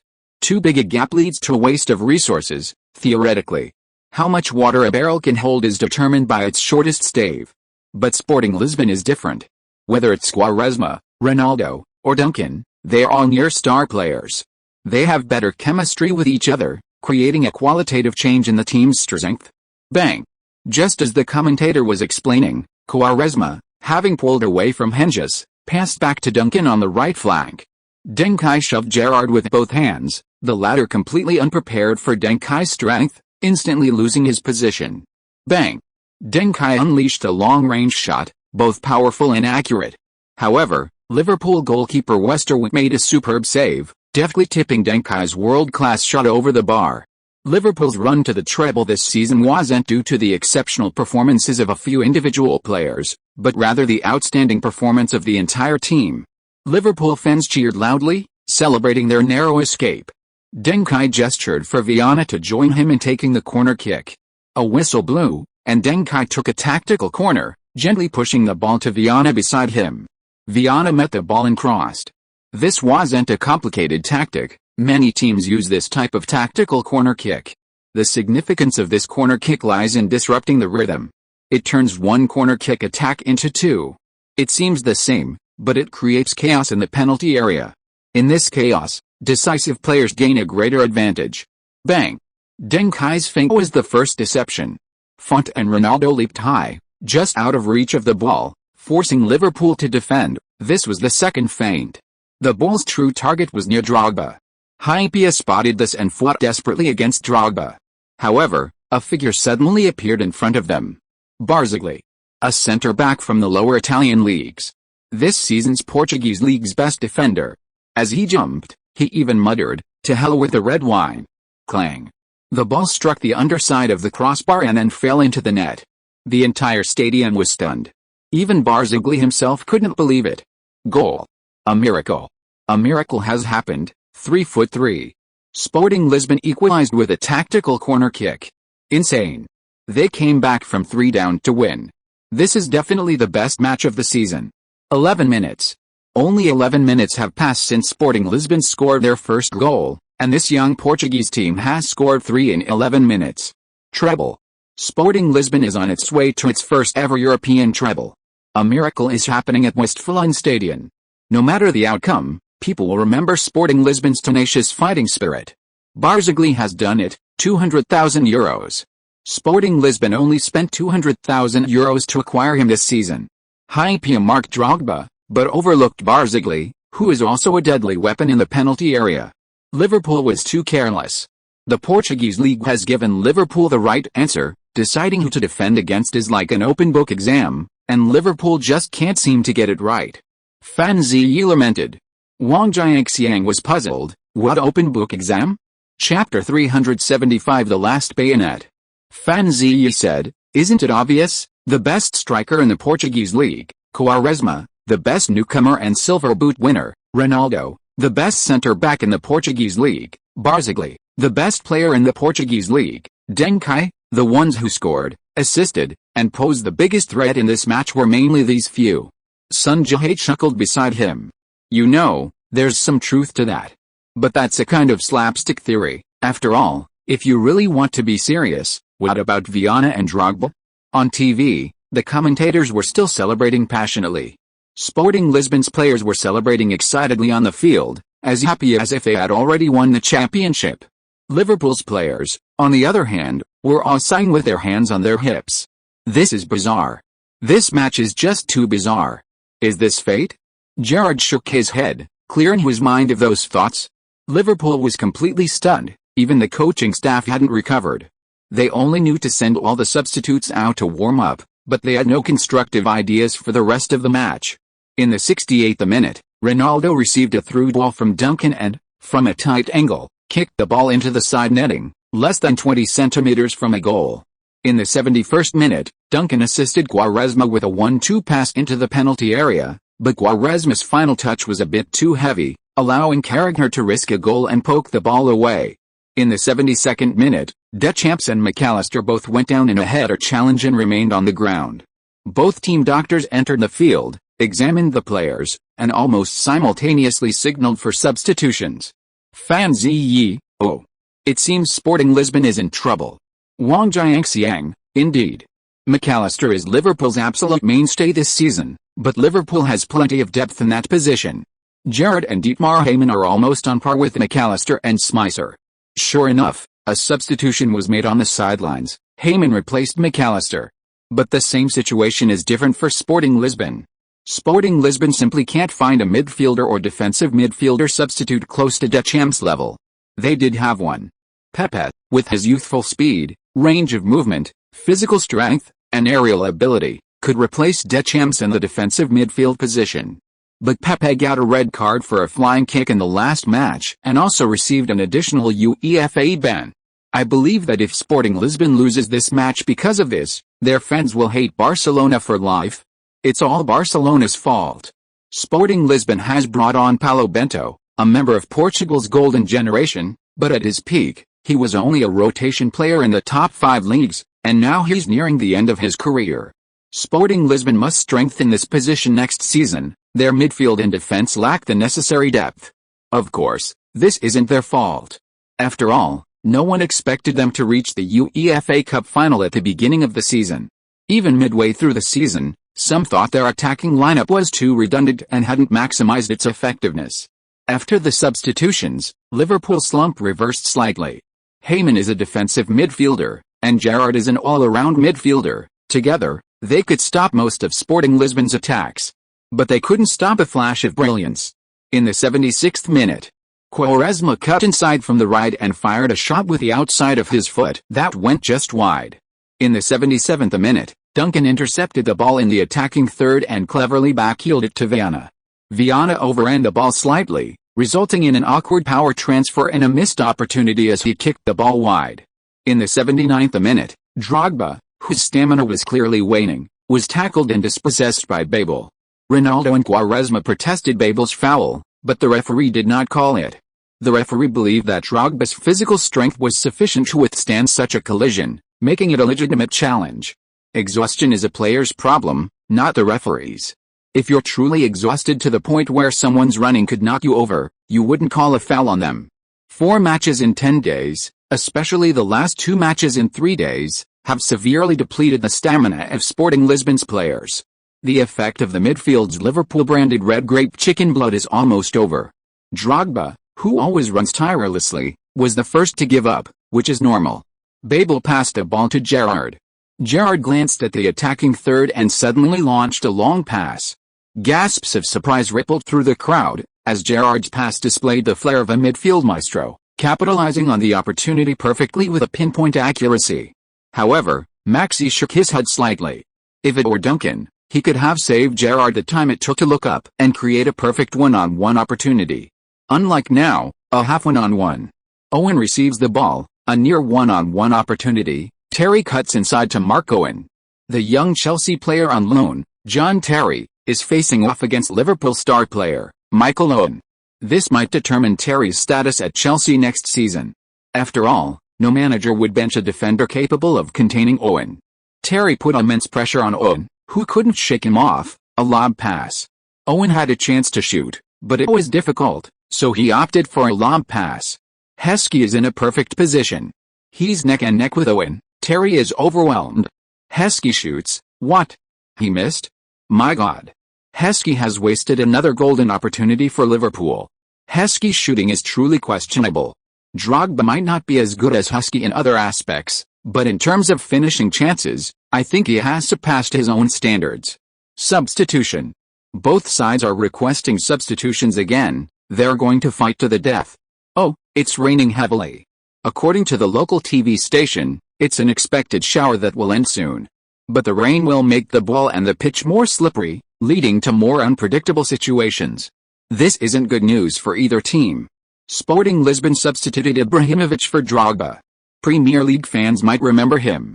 Arsenal were interested in him at the beginning of the season. He even appeared at Arsenal's training ground. But Ibrahimovic rejected Wenger's trial invitation, and then Duncan made that outrageous statement that Ibrahimovic never tries out, thus allowing Sporting Lisbon to acquire the Swedish talent with numerous potential buyers. End of this chapter. Thank you so much for reading until the end. Don't forget to give it a like. Looking for more exclusive content and immediate access? Subscribe to our Patreon. Remember, every like, subscription or donation encourages us to continue. Thank you all. See you in the next video.